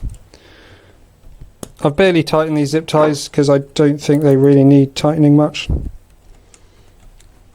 And I'm just going to get accused of over tightening them again, so you know, they're not too tight, they're not too loose. They're touching, they're just probably not applying a whole lot of force. Okay, so that's got to go down. That's a down one. That's a down one. Let's Cut those. Ouch.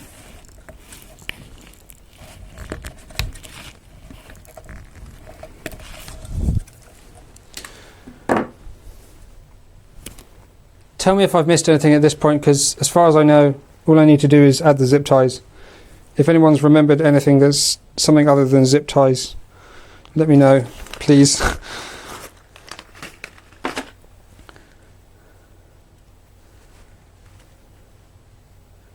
Oh, right, Patrick. I see what the problem is now. So I'm going to say the same thing anyway. Yeah, it does look. I think I've remembered all the things. If you're using a hardware switch, try Audio Switcher. It's just a piece of software. I use it to because yeah, we're getting completely off topic here, but I use it because obviously have headphones and speakers. Headphones go through an Objective-2 ODAC for DAC and amp. And then I have the speakers just out of the standard audio output on the PC. And to switch between the two, I don't want to have to plug one in one port and in the other and keep switching ports. So I have them both plugged in, and then this just switches the Windows audio device. Nifty piece of software. Doesn't do a whole lot, but it does that one thing very well. There we go. Interesting piece of information for anyone that's interested, but probably not for anyone else. I think this one goes somewhere about here.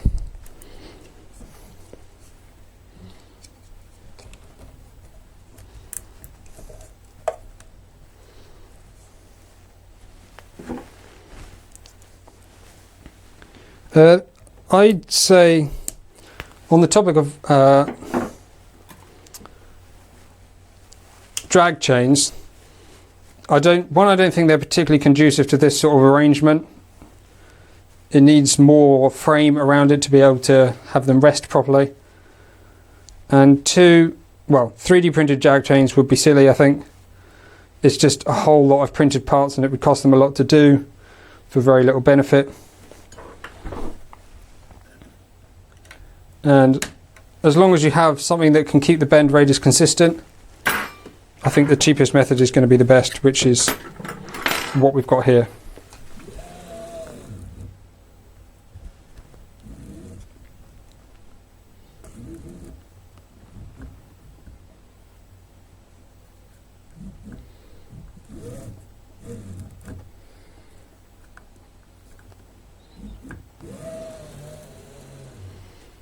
I'm not sure.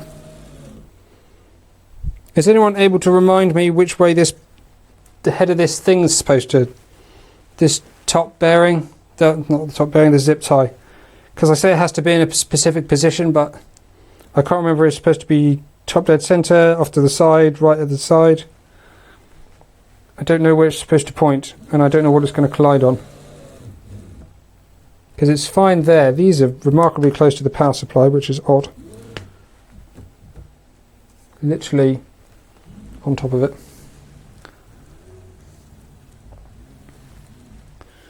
Anybody guess?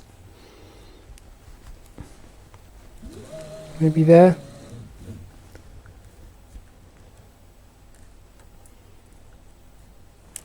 I think we'll go for there. Hopefully it won't matter too much. The only thing is it's probably the limit here, but let's worry about that another time. Right.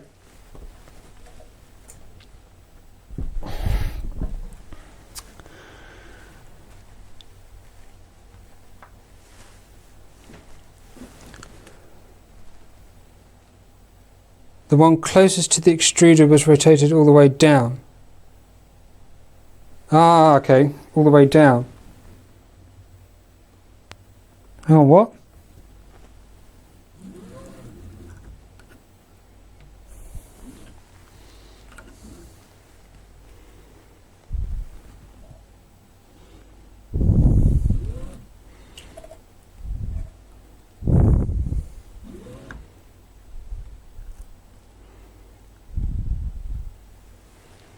Right, let's get some power and we'll see what happens.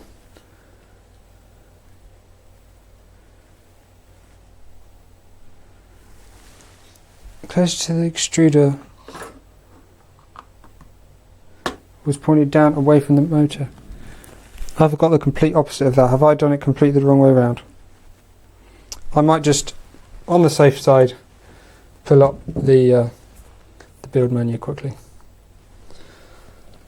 Alright, all those scrap bearings. Are we going to have a wide shot yet? No, camera still doesn't work. Never mind.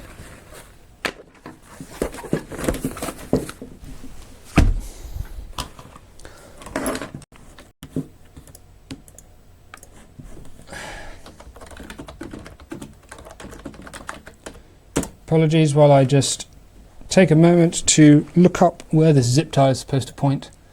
It doesn't sound important, but I think everything is very close to its limits, so if you put it in the wrong place, you're going to have yourself a wee bit of a mess. It's nice to see there's a load more comments on these instructions now. They were a little sparse when I first looked.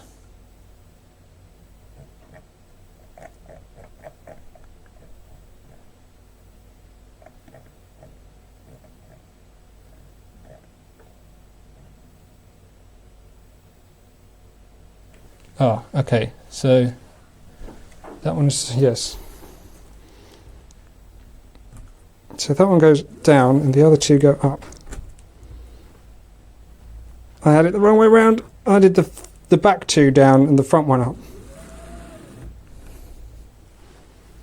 So that means it's actually using that zip tie as the hard end stop.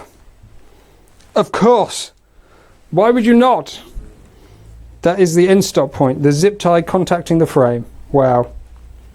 Okie dokie, that's how it is.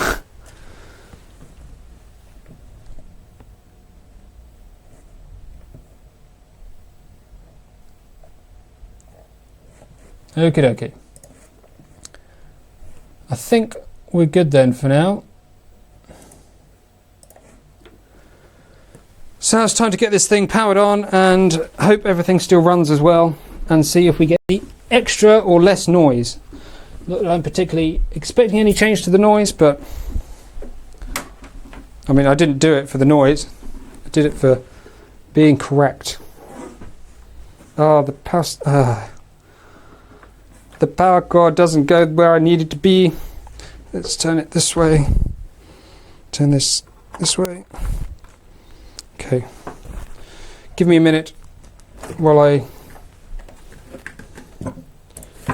tidy things up a bit.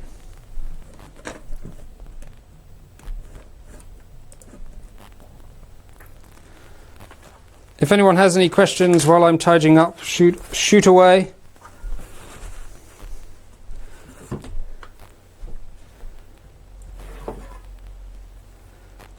Oh, I'm actually using the ones that come with the kit. They actually provide you extras.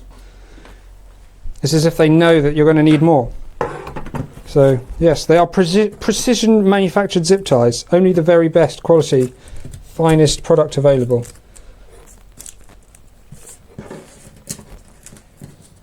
I need some like really bad English as a way to describe them. All this rubbish. Where's this rubbish going to go? Down there for now.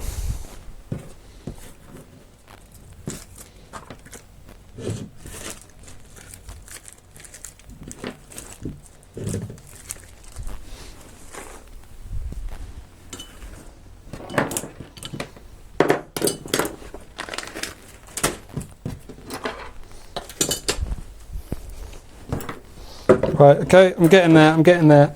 Nearly there.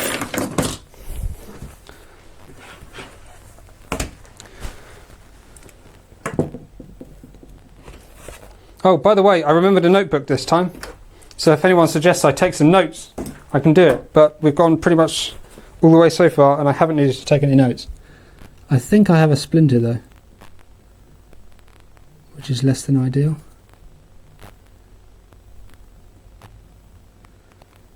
It's probably...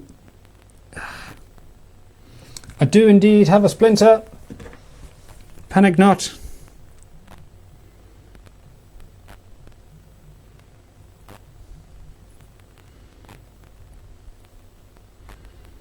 Really shot my nuts. Yeah. Okay. So, moving all of that stuff out the way. Let's get this back over here, and we can try some printing. Right, I don't know if I'll actually print anything, but we'll get everything running, make sure everything's working. We'll see how we go.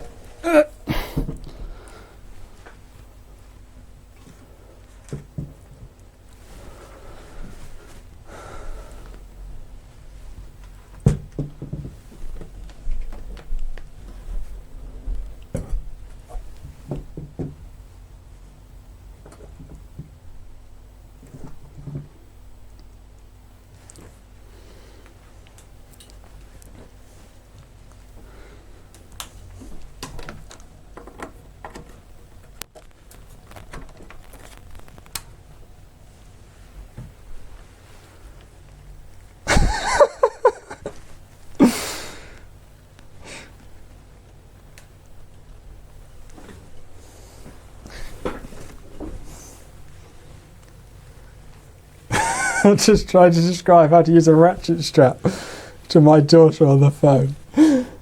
Just through the thing and just pull the thing until it's done, and then do the thing to lock it down. Simple. Okay.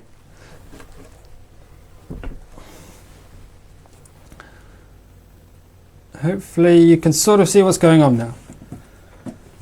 Whew. Right. Well, everything seems to be working so far, so let's get wizard. Where's wizard? It's difficult to read this sideways. Calibration, wizard. Running the wizard. Beginning, continue. Yes. I'm your original, da da da da da. Yes. First do this, self-test start. Here we go. Right, it's wizard time. Let's hope the wizard actually does the wizard thing and it's not like a dumb wizard that has no idea what's going on.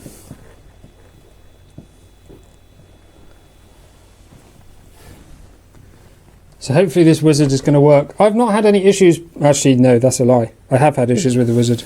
It crashed into my bed. But apart from that, I like that they can check the fans properly now. Well, I'd like to think that that's a result of me being an idiot, so hopefully my idiocy can benefit you somewhat. There's definitely a metal splinter in my finger. I just can't quite see it.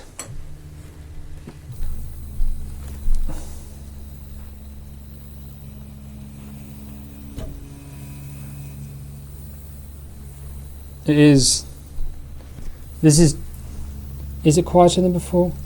It is quite difficult to tell, to be honest. It is very quiet.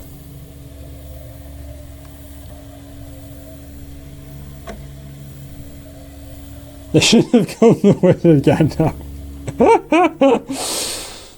I think Gandalf's already taken. Can you see that? It's like jumping. I wonder if it's deliberate.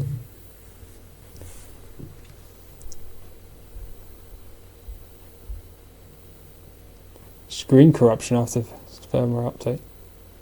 Just before the first layer calibration. I had some, not on this printer, my Mark II S clone that I did. Every now and then the whole screen just goes just like Matrix style. All the characters just completely jumble into gobbledygook. Which is weird.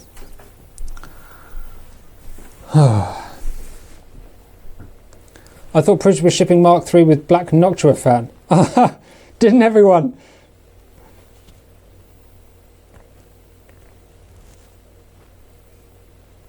Yeah. Unfortunately, Brown Fan Club is going strong. Team Brown Fan, exactly. That early crew that get the Brown Fan. You'd think as the first people to get stuff, the people that actually paid to try and get it early, the people that really wanted to get this as soon as it was available, would have been given all the best stuff and not all the terrible stuff that nobody else wants. But there you go. Yeah, it is a touchy topic. I hate the bloody brown fan. It looks hideous. Everything else is like nicely colour coordinated, apart from maybe the stepper motor cables, but yeah, that's not such a big deal. At least they're sort of toned down colours. But that ridiculous pukey brown. Limited, yeah, oh yes, the limited edition fan. Thank goodness it's limited. Oh, here we go, we're doing... Oh yes, I need a piece of paper. Oh, I don't have any paper. Yes, I do. This should be fine because this is all about...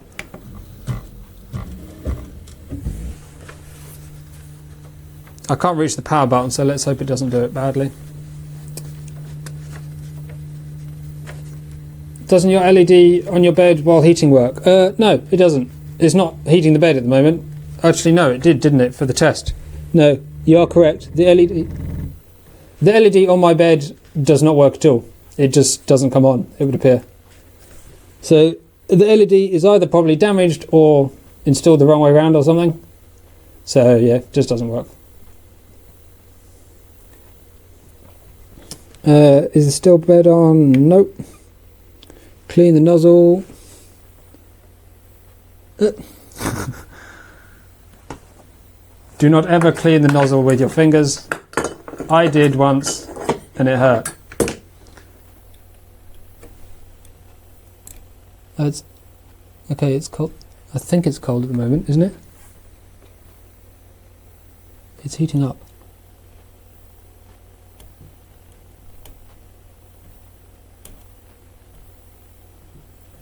It's difficult to get that off.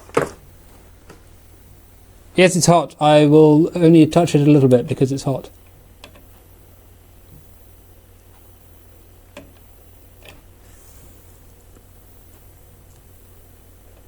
What I don't like about this printer is the lack or their refusal to use the sock, the silicon sock. They should have asked E3D to make them black silicon socks or orange ones or something. Right, okay, that's clean enough. Touch it with my splinter. Oh yeah, paying beta testers. There's nothing better than having to pay to be a beta tester, is there? That's my favourite feature so far. Having to pay to test things. Sheet of paper, do the thing immediately.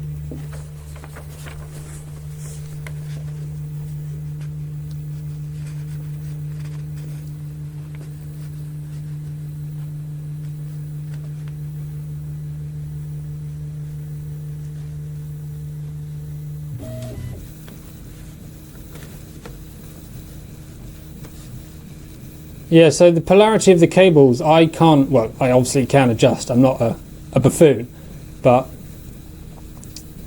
I've just installed it the way it came, so yeah. If LED on heat bed doesn't work, it should be wrong polarity of cables for heat bed. For heating, it doesn't matter. For the LED kit, it does matter.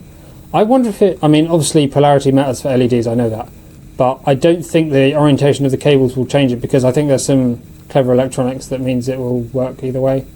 I might just be completely wrong, but it has like a rectifier, or is a full bridge rectifier that allows the thing to do the other way. I don't know, I might just be a complete idiot. Electronics is not really my thing. Oh yes, some brown E3D socks. That would nicely match the Noctua fan. You can get them in like a pukey brown, or maybe just a vomit green would be nice as well. Have all the different colours. Yeah, I don't think you're going to be getting an orange sock. Maybe someone should... I think there's a mould probably. There's a mould print. We should try and get some orange silicon and 3D print a mould so we can cast silicon orange socks for our Mark 3s. That would be pretty cool. A Noctua fan cover on Thingiverse you can print in black or orange. Well, yeah, I think I've seen it, and that's just basically a fan that just basically stops you sticking your finger in it, doesn't it? I mean, I'm more bothered about like the whole colour in general. If it covers the whole thing, that would be pretty nice. But does it need some different length screws? I don't know. I read at the forum someone just switched the polarity of the heat bed cables and it was working. Maybe I'll do that then, if I can be bothered. To be honest, it doesn't bother me. I mean, I know when it's hot because it's hot, you know, you touch it and it says on the screen what temperature it is. So, I mean, for diagnostic testing it's obviously useful, but I almost like that it's not there because it's just less lights. Extra lights is not a good thing. Diode bridges are for power inputs to the board, I think. I don't see why they'd add a bridge rectifier for the heater. Okay, fair enough. Have heat resistant silicon. I'm pretty sure all silicon is heat resistant. Well, it's not necessarily heat resistant, but because it's not a thermoplastic, it's a thermoset, it doesn't melt. It only burns, and it burns at very high temperatures. So, for all intents and purposes, at the sort of temperatures we work at with 3D printers, yes, it's fairly temperature resistant. On my ANET heat bed, they use 2 LEDs and swapped polarity, so one of the LEDs will always be lit when the heat bed gets power. Heat bed has 2 LEDs or a bridge rectifier. Well, 2 LEDs would be a pretty good idea, isn't it? Yeah, I know. So yeah, so the LED is an LED on its own is polarized, but if you have a special circuit that allows the current to only go one way at the point of the LED, so you could use other diodes to direct the current in special ways, which is what a bridge rectifier is. I think it covers the whole fan. Oh, maybe I might have to do that then. Is anyone? I don't think you guys are allowed to post links, are you? Let's see if I can find this thing on Thingiverse and have a look. The thingy.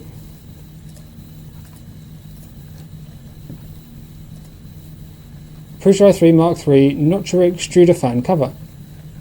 Oh, it does cover the whole thing. Ooh, that's tempting. That is tempting. I might have to do that. Get rid of this hideous brown once and for all. All those parts are quite nice, actually.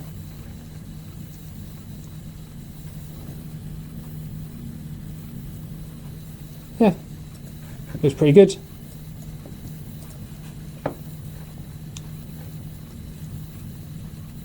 The heat bed is DC. The whole thing is DC. Obviously, you have AC from the mains, but after that, it is all AC.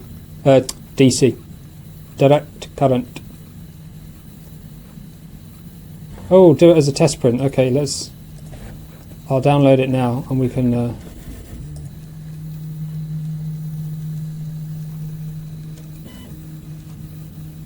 oh, there's 2 versions. Why is there 2 versions? Is one just a newer version of the other one? Oh shit, over here.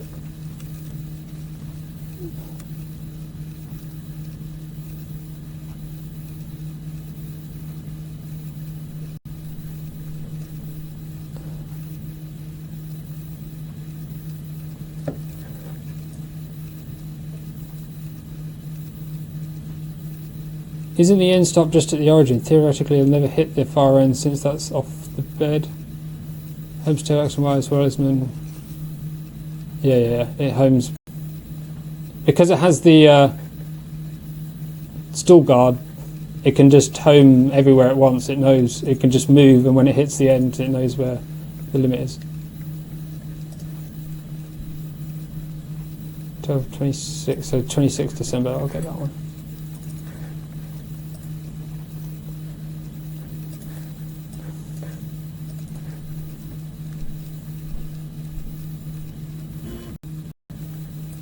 Yeah, so I just got the one that was made on 26 December, so I'll oh, good Lord, we've started that. Searching for bed calibration points in more detail. Yay!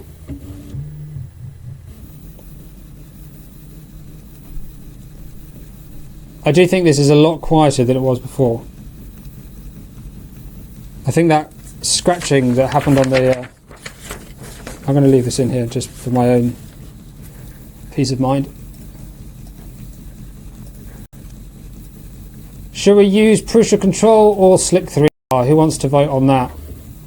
I've used both now. I mean, I used Slick 3R obviously plenty before I got this, but should we slice it with Slick 3R or should we use Prusa Control and be lazy and just let it decide what it wants to do?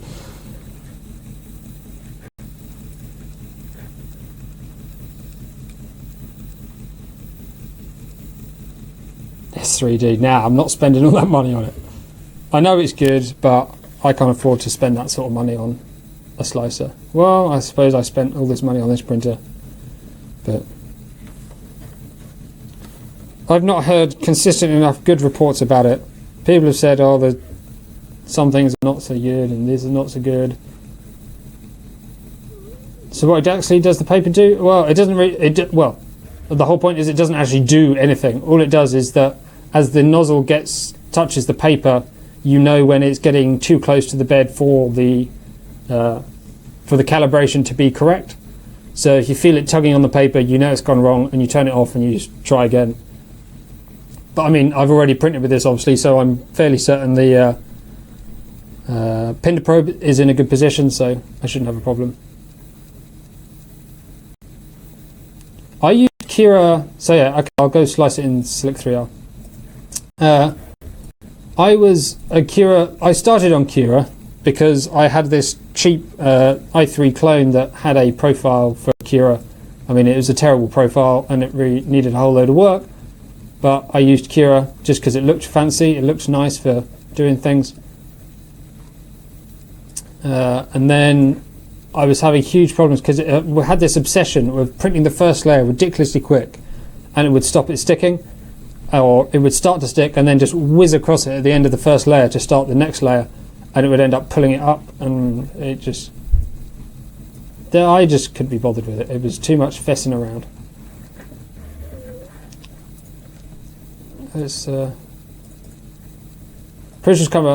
Cura's come quite a long way in recent times, though, I know that. Has been a little while since I've used it.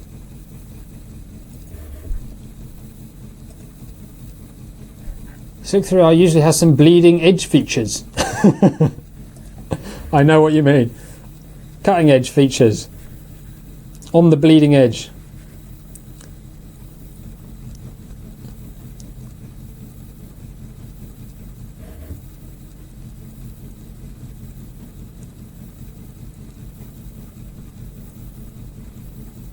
S3D really lost most of its appeal once the freeware caught up with the features. I'm just more comfortable with it. Yeah, I mean, I might be completely wrong here because I don't actually use it, but it seems like S3D has not had anything like the number of updates and work done on it that Cura and Slicer have. So it just seems like, yeah, you can pay for it, and at the time, a couple of years ago, or a year or so ago, it was way ahead of everything else. But it seems like the more that time passes and the more I wait for it, it doesn't get better. It almost thinks it's as good as it needs to be already, so it doesn't need to be any better. Whereas the others are just continually trying to improve and get better in new features, and I sort of prefer that. And the fact that it's free, I mean, that's more than enough for me.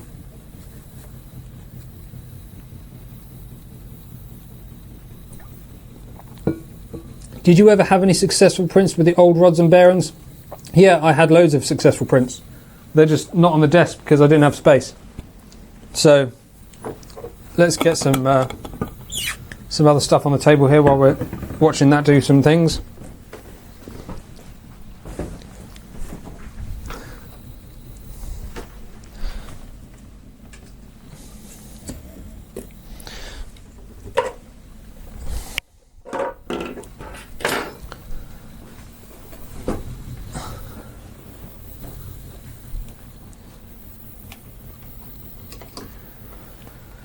So, can you see that? How well can you see that? Not very. So this is one of the most impressive prints I think I've done. This is Nefertiti. and has no infill, and look at the angle on that hat. It's printed flat like that, and it managed to just print across here, which is pretty ridiculous.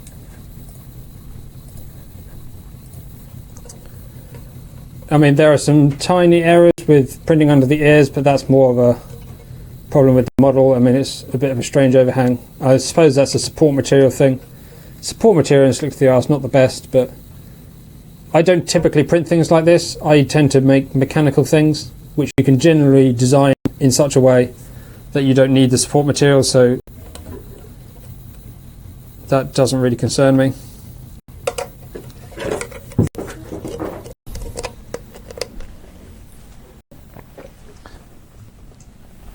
One thing I have printed rather successfully is this, which is basically the Maker's Muse torture tube. I don't think it's the actual one from Maker's Muse, but it's for all intents and purposes the same.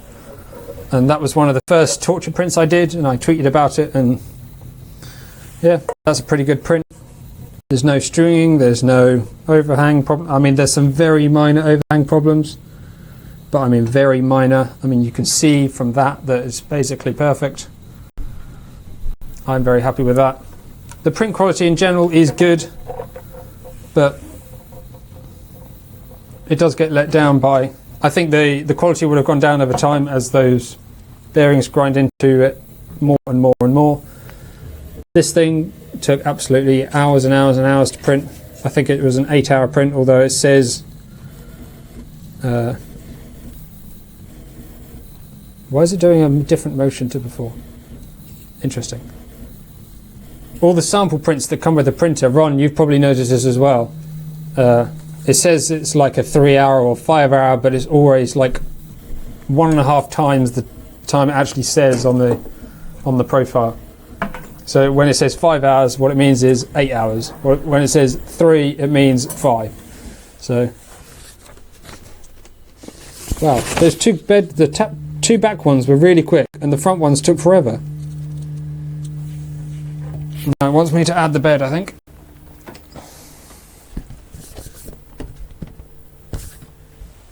With my greasy hands, so prepare for terrible print quality. Please place steel sheet on the heat bed. Try and do it without cutting the ends of your fingers off. Excellent.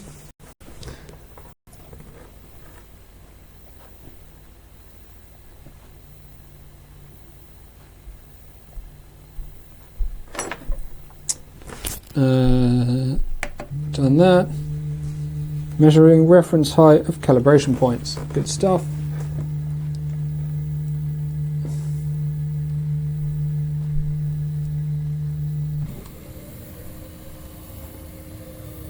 Yeah, slicers don't take into account the move time. No, they do the move time, but they don't do acceleration. So they don't count for the time that they assume that it's constant speed for the whole duration, and it's not. There's acceleration. And I think there's other bits that it misses out as well. It's an approximation. But the times I'm talking about are on the actual files themselves that come on the SD card. It has a long file name, and on that file name it has an estimated time. Well, it has a time. And I assumed that Prusa named those files like that, so that people know if they want to do a print that's 3 hours, they do the one that says 3H. But it's not. One of those moving things.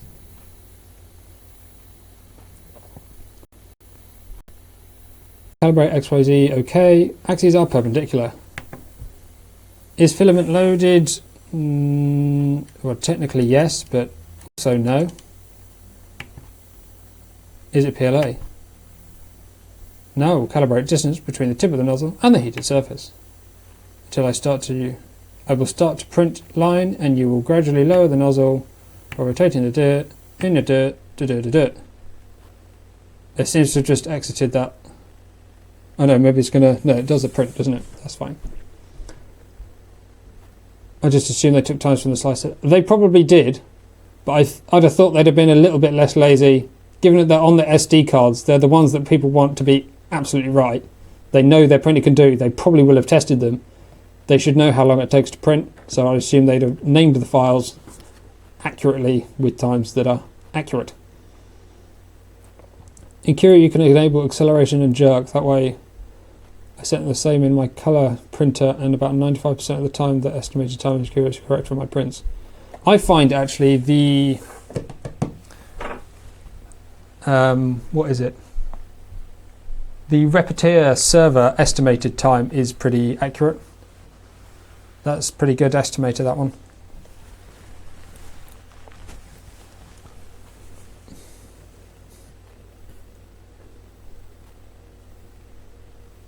Yeah, the printer talks as if it's itself. Well, yeah. I suppose it gives it some sort of character for people that like that kind of thing.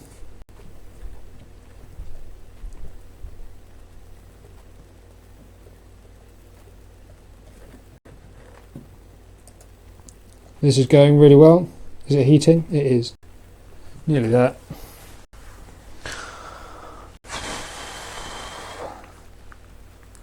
I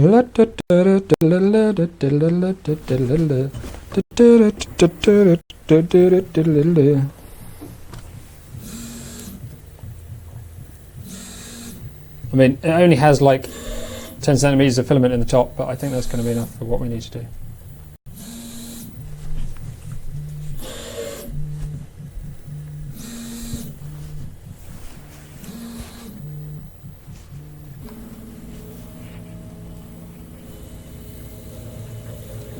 Yeah, the wizard Gandalf, that's this. I found if I sliced and slicked through and then read the G-code in Prusa control, the print estimate was fairly close. Interesting.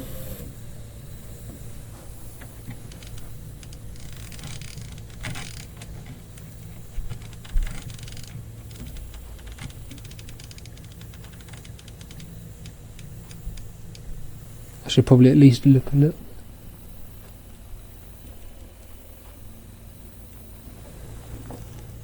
.625, that's a little bit lower than I would like. I think .607 is about what I had before, which worked reasonably well. Have you noticed anything in your house not being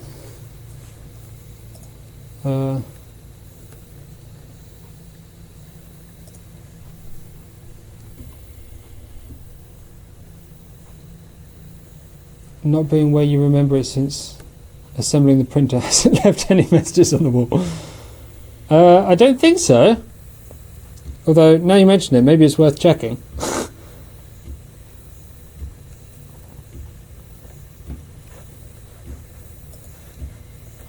Yeah, it is really creepy that it sort of talks as if it's a person, but, I mean, they had to do something, didn't they? So...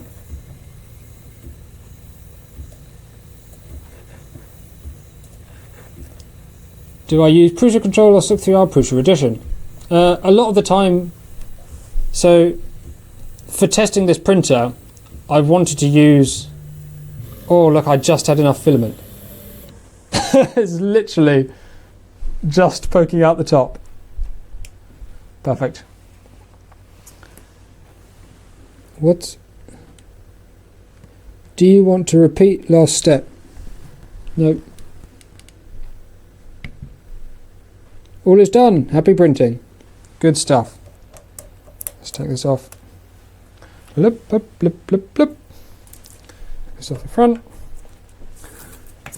Let's unload the filament. Error, preheat the nozzle. It's just printed. I wonder what the min temp is for that. Most of the time I do use Slick 3R, yeah, but I use Slick 3R for anything on Steve and on my other clone. I always use Slick 3R, has the customization, I've got all my profiles in there, so that works for me. But just because I wanted to test what their profiles were, test the software, because people will be using it to buy this printer, so they'll want to know how well it works. So yeah, I've done a lot of prints with Prusa control for this printer.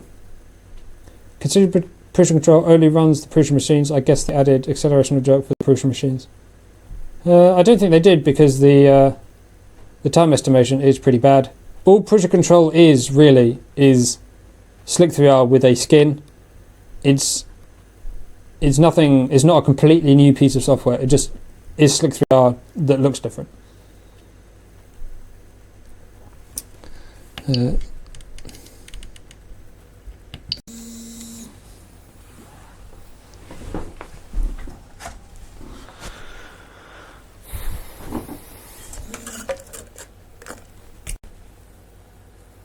Wow, interesting. I'm not sure that the current method of extracting the filament is very good. I liked it better when it just pulled it all the way and didn't try and slow down or do anything fancy. It seems to work better before. You know, the good old ways. The good old ways are always the best. Not. But in this case they are. See, that is nice, isn't it? That's bloody brilliant. Just like, yum, yum, yum, filament, I'll have that. Right, let's take the SD card out. Oh no, where's my SD card adapter thing? Right, I need to go get my SD card adapter. I shall be back in a moment.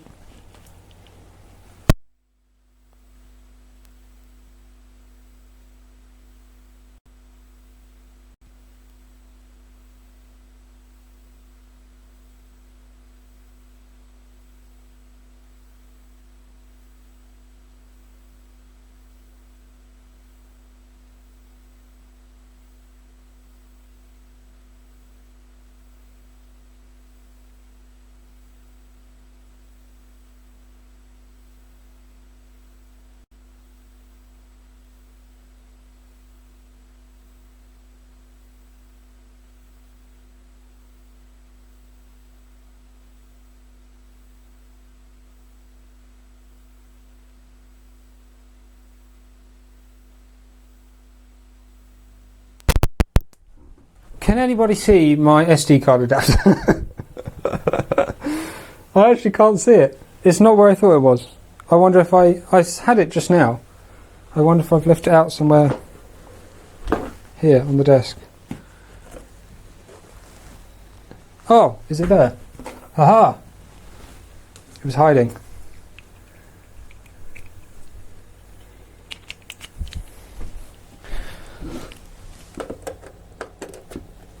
Right, let's load filament extruding with correct colour, yes.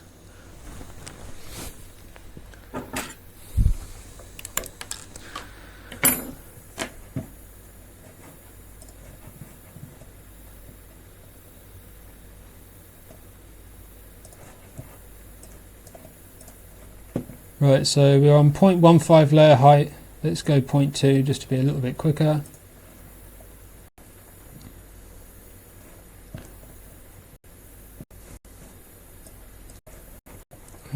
Export G-code, Prusa R3 Mark 3, R3 Mark 3 found that,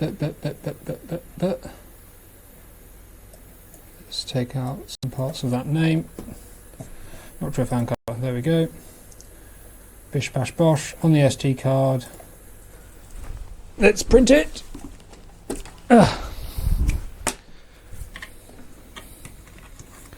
In you go, sorting files. Print from SD. Noctua. I have no idea how long this is going to take. Hopefully not very long.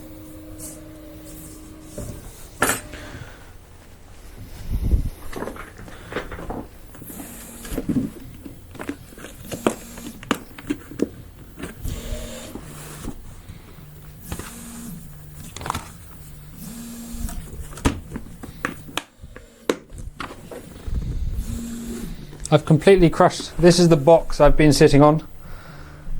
A nice jigsaw box with the jigsaw in it, I might add. Been cushioning my buttocks for the last couple of hours. Yes, we need black filament for this, but I don't have any. So we'll just print a silver one for now. Silver one's better than black anyway. Well, yeah. Let's not worry about the fact that it's now still the wrong colour, but at least it's not brown. I don't think I have any black PLA at the moment. I tend not to print with black because I've had problems with black. The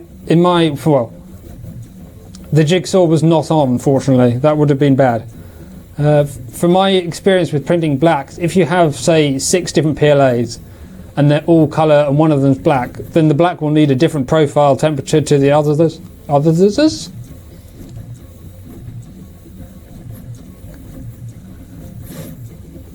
I could paint it black, or I could just leave it silver. I'll probably just leave it silver.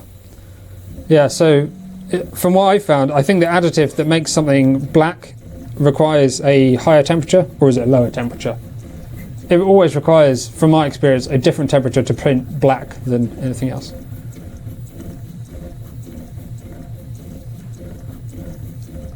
This is very wobbly.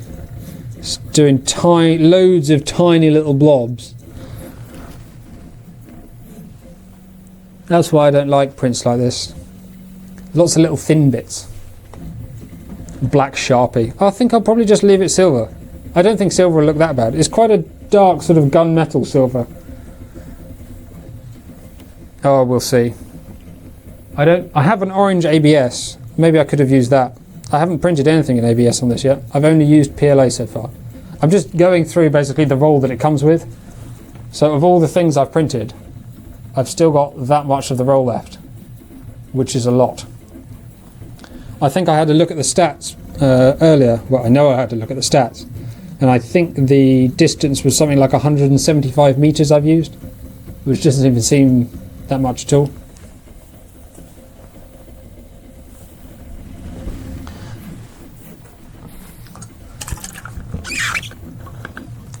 Oh yes, sorry, I forgot to warn everyone when I was going to unplug my microphone again. Sorry.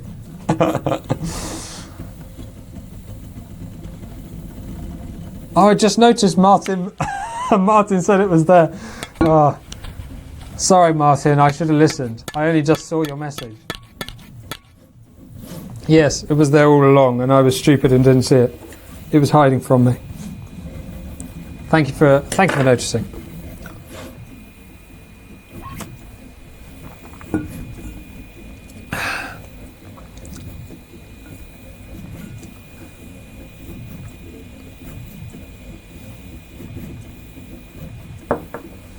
Yeah, I know. Yeah, I've got maybe. It does actually. Yeah, it is quite a bit more deceiving than other filaments, actually, isn't it? There's probably that much in thickness left, maybe 6, 7 thicknesses.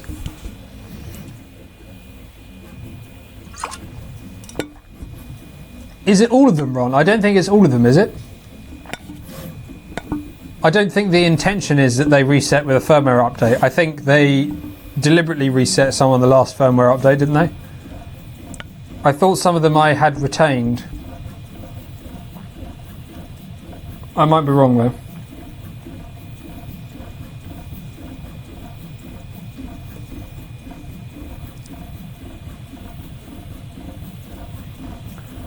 I have got quite a few filaments actually up here that I need to try.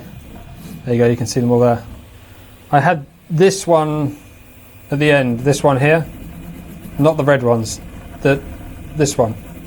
The brown box there. It's from a company in the UK called, what was it? 3D Prints, where the S is a Z. So it's like 3D Print Z, 3D Print Z. And it was £10 for a roll of ABS delivered. So, yeah. 51 hours printing, that is way too short. Oh. Maybe it reset. I thought it's...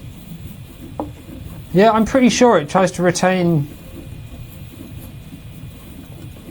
the stats. I mean, I know they had... The ones that they had bugs with, they reset.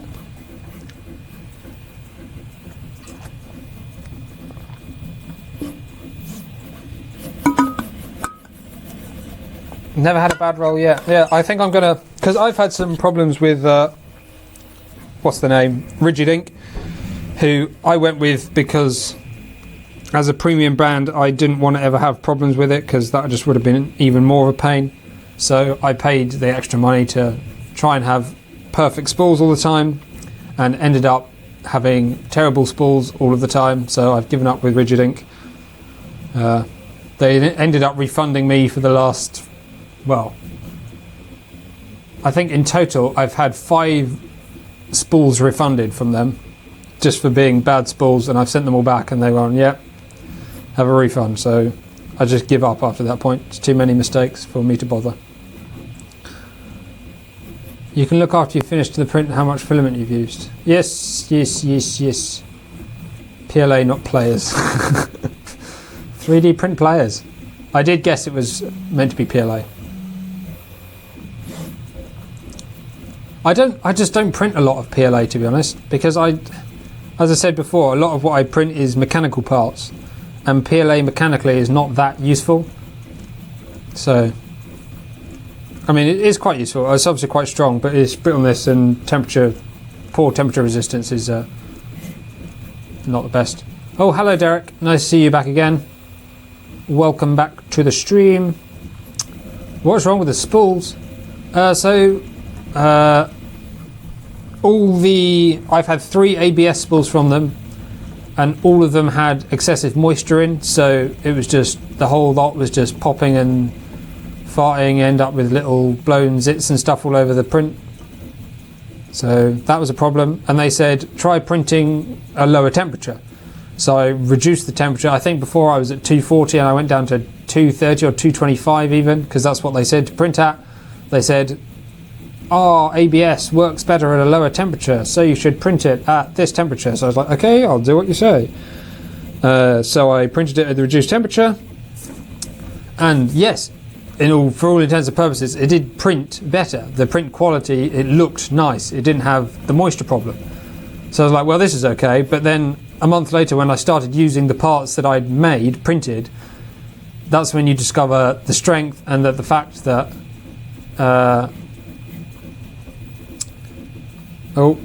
I've just completely forgotten what I was talking about. Oh yes, the ABS prints. Yeah, so when I started using them, they started to break, and then at that point you realise that the layer adhesion was just absolutely shocking, and that's basically when you print too low temperature, it cools down too quick, and then the new layer on top just doesn't bond to the one below. So that terrible layer adhesion was just basically useless. I've not printed ABS on the Mark III at all yet. I'm just printing with this PLA so far. I'll probably try and print with some PLA, some ABS rather, before I do my final review. But judged by the number of issues that are occurring and the other videos I'm going to be doing on just the details of the features, it's going to be a little while anyway. But I will print with ABS on it at some point. I might print some of that yellow Print Z stuff that I just got. I've got some other orange ABS as well, which I probably should have used to do these covers and stuff.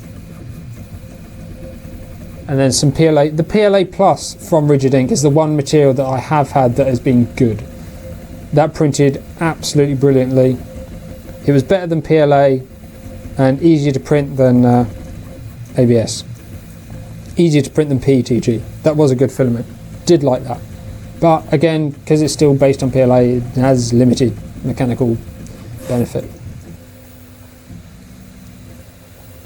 Oh, congratulations, Derek, on your 43 subs.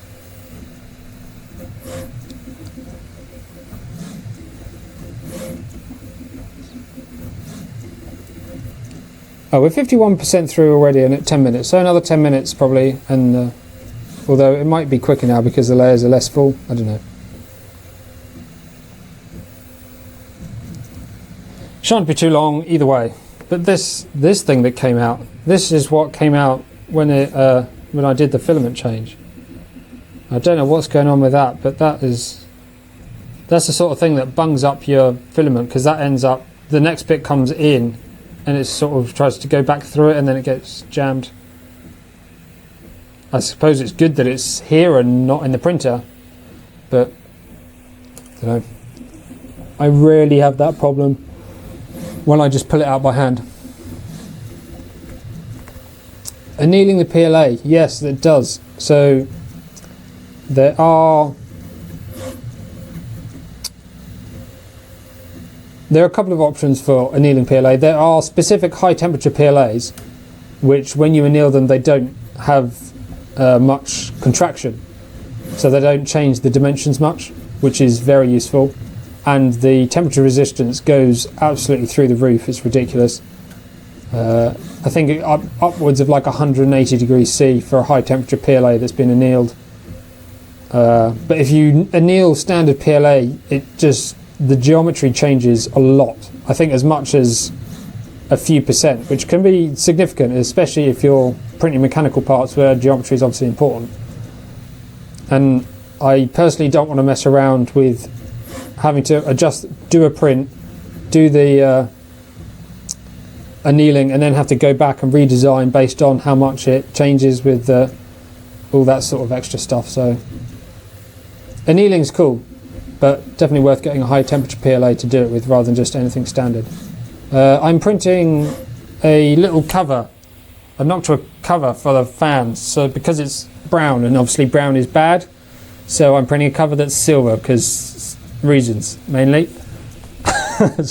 Someone mentioned it, so I thought I'd print it just before we finish off. I'm not a fan of the current way the firmware unloads the filament. It seems like it's begging to cause issues.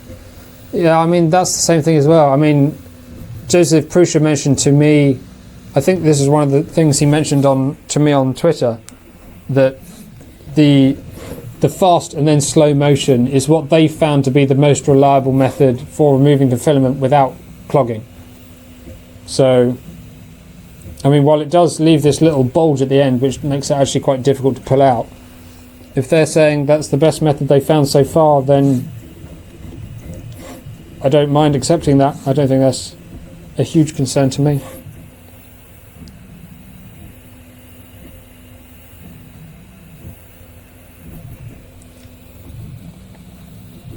Oh, hello Sven, welcome back to the stream. Nice to see you again. Particle filled PLAs don't shrink much. Is that when you anneal them? I wonder, presumably because they got the particles in. I also haven't used any hardened nozzles yet, which is remarkable. I mean, that's probably because a lot of the additive stuff is generally not that useful mechanically. But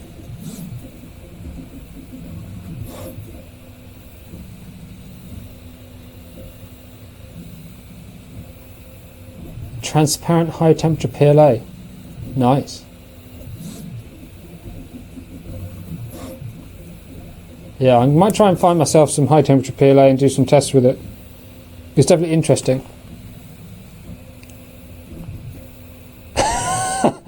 Well, I don't know, Javon. I mean, maybe he doesn't.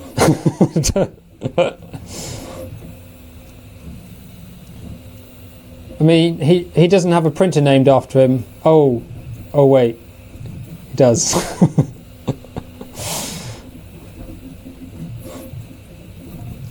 It's not like he has a team of like 100 people or something.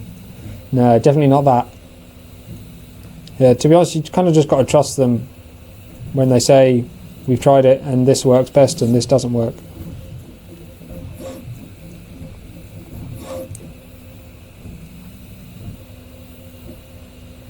When being annealed, the fills helps it stop shrinking.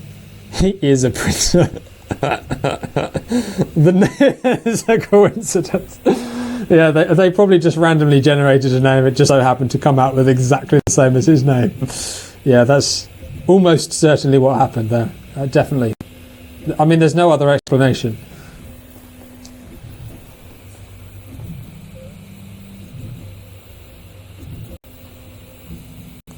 Sven, so basically what's happened this stream, so as we're getting close to the end, I might as well do a summary. 16 seconds left on the print, and then I'll fit it probably. So to summarise the stream, we started off with the delivery of some new rods because I'd had a chat with the customer services at Prusa Research and said that I had grooves in the rods. So they sent me a set of new rods and new bearings for all three axes. Although I only complained about X and Y, they sent me the Z as well. So we started by taking off the Y-axis and taking the rods out and testing them with a file. So I ground the end of the rod with a file, just to see how easily it grinds back, because a file is generally a good test for hardened versus soft metals. A hardened steel will, a file will sort of graze over a hardened steel. It will leave a bit of a mark, but only a little bit, whereas in a soft or non-heat treated steel, it'll basically just cut it away like it's butter. And that's pretty much what we saw.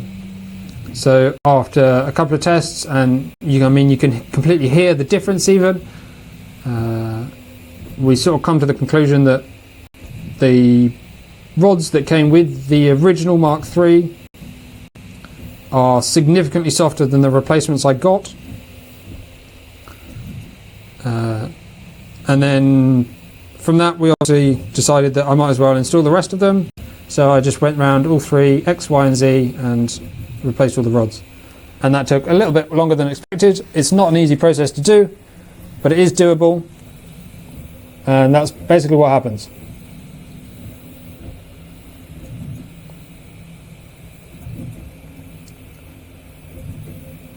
E3D are saying ColorFab InGen quite cheaply. What material is NGen? Is that a PETG? And how cheap do you call cheaply?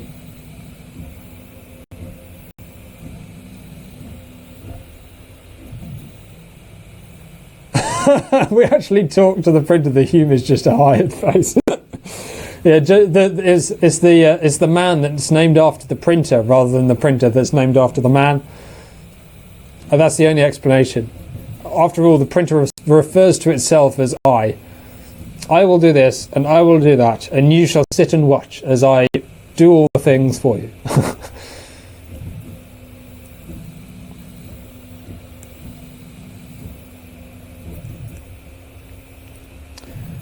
To me, the new rods are better already because they are quieter, significantly quieter. I think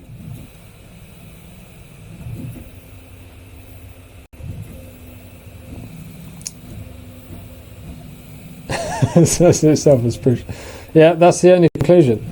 After it does say original Prusa. The printer is the original. The man is just a clone. The man extracted the brain of the printer and placed it in a man in order to develop its own features.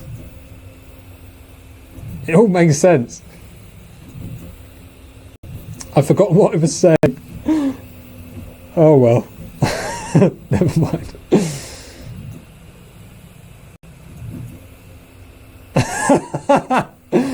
Joseph does normally watch some of my streams, not live, but he flicks through them at the end.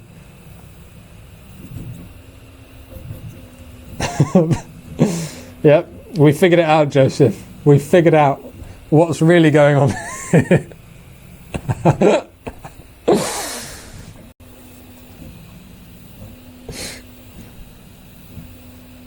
I feel like we might have gone slightly off. Why did I think it was 16 seconds left? It was 16 minutes in, wasn't it? I'm a dipstick. Oh well, we're getting there.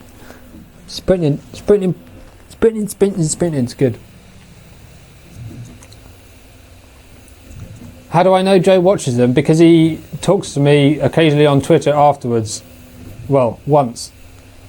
And he tweeted them and liked one of them on Twitter or something, so I don't know that he watches them, but I'm pretty sure he's interested in the feedback that comes from you lot. So, I mean, if you saw my first test stream, yeah, on my test stream, I had these fans plugged in the wrong way round, and I wouldn't be surprised if that's why they updated the firmware to be able to detect which way around the fans were, because I had them plugged in the wrong way round and it couldn't detect them. It was like, oh yeah, everything's fine. So I carried on printing, but of course the wrong fan was being used at the wrong time. So you'd have instances where the Noctua fan is off, which you never want. So I ended up with a jammed extruder, and that was all basically a result of the firmware not being able to tell me that they were, well, is a result of me assembling it wrong. But ideally the printer would be able to know that, and it can detect the RPM of the fan, so it can identify them without having to have a user interaction.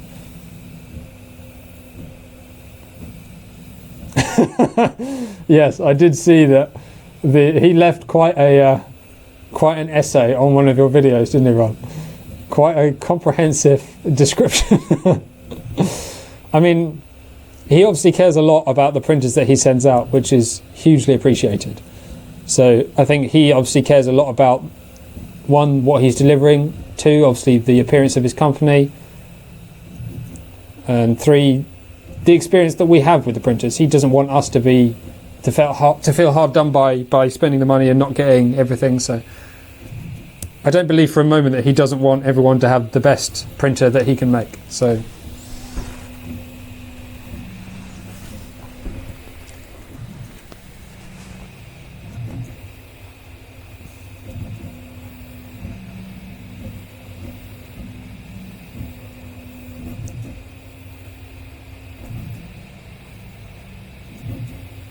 the current understanding is Prusa got in a bad batch of non-Hardness rods that affected some Mark IIs and Mark III machines.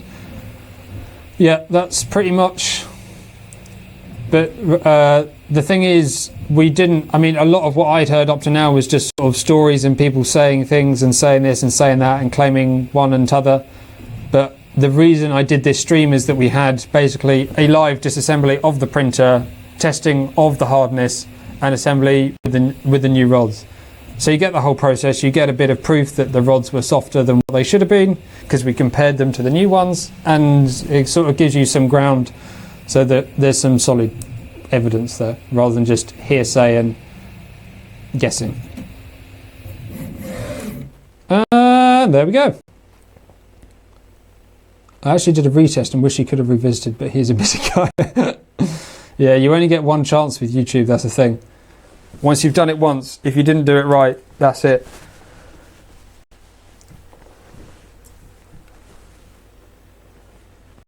He chats only when you're wrong, so good job.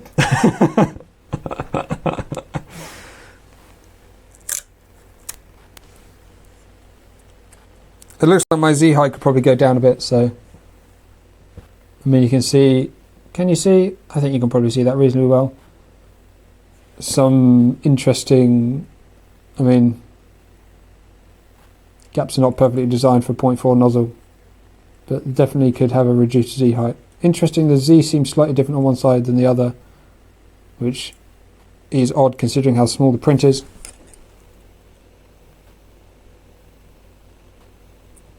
Could probably have a lower Z, I reckon.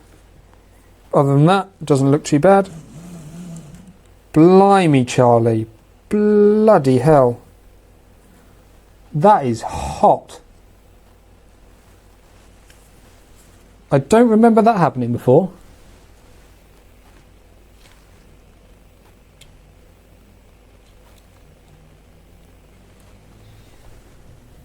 That's ridiculous. Okay, well, it's should be alright. Install time, fit test, yes, that's. By the looks of it, it's supposed to go on like that. Yep. Okay, so I believe what the instructions said. You know what's going to happen now, don't you? I'm going to stick my frickin' screwdriver in a noctua fan and have to get a replacement. Be very, very careful.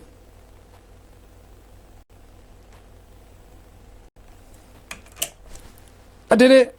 No!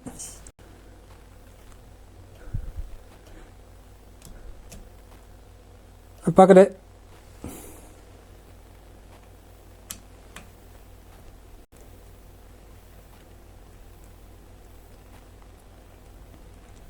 It was only a very gentle scratch, so I think we're all right.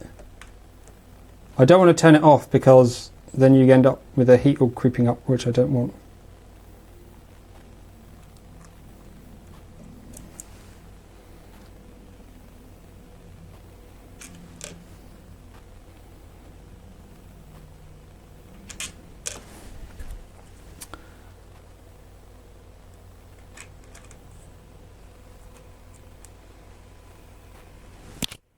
That does quite significantly increase the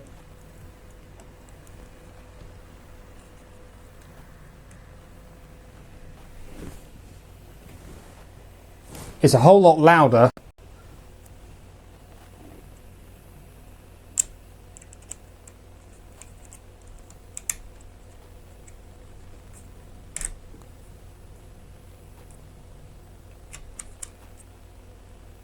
Yeah, I mean, it looks pretty good, but it is definitely louder, so I probably won't keep it.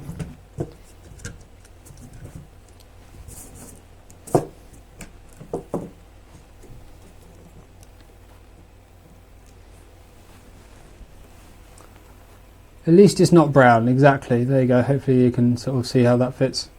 It's pretty nice. I mean, obviously I'm supposed to put the screws in, but I don't think I'm going to keep it, to be honest. I might print a black one. To be honest, I think I need to modify it. Maybe increase the circle diameter or something, or take the mesh out. It's just disrupting the air slightly too much. There's a significant audible difference between the two.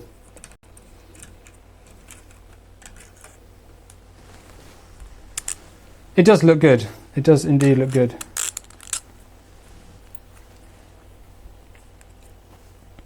Well, the thing is, I'm not that bothered about this mesh. I'm never going to put my fingers in it. So I might just take the STL, take the mesh out of it, push these right to the very edge as close as they'll go, which is pretty close to already, and then hopefully it won't be as loud. Or I'll just find a black notcher. Let's leave it on. Let's finish the print with it on. Finish the... Oh! Damn it. Don't do that. There we go. It looks very pretty. But since we've only got one camera, I now need to move this.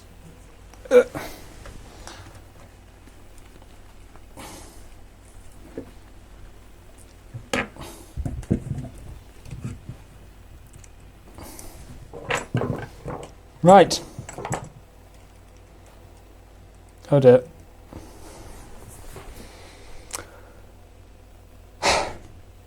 Well, that was exhausting, but we've got to the end of it. Rods replaced. Original ones definitely a lot softer than the new ones. Was it intentional? Was it not? Are the new ones just harder than everything they've ever sent before? Have they got harder ones in because they knew that people were having issues with them being soft? I don't know. Maybe it was still just my problem, but I think that at this stage seems increasingly unlikely given how soft those rods were. But that is going to be it for today. No more printing for today. No more anything for today. Hopefully this issue gets fixed for anyone else that's going to be looking at getting a Mark III in the future. Am I happy? I am happy that they are now better. Yes, that is, well, as much as me as everyone else. I mean, I want to make sure that you guys know what the problems are that we're having and whether you want to be purchasing one now or you want to wait or whatever.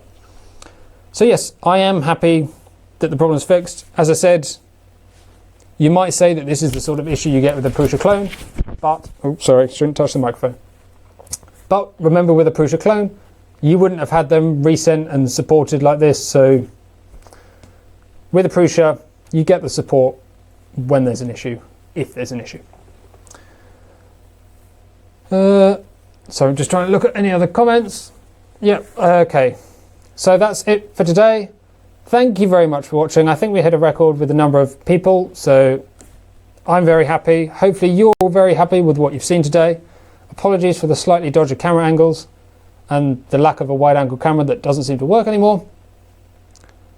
But hopefully, also for anyone viewing after the live stream, hopefully this is useful for you to be able to see how you can, or the pitfalls to avoid when replacing the rods for yourself.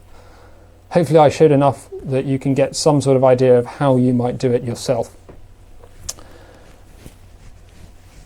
Wonderful, thank you for saying thank you, and thank you for watching. Don't forget to like the video if you've enjoyed it, which I'm sure a lot of you have, because otherwise you wouldn't have been talking the whole time. Don't forget to leave a like, because that helps me a lot. It helps my motivation as much as anything. So, yes, that's it for today. thank you very much for watching, and I will see you in the next one. Ta-ra!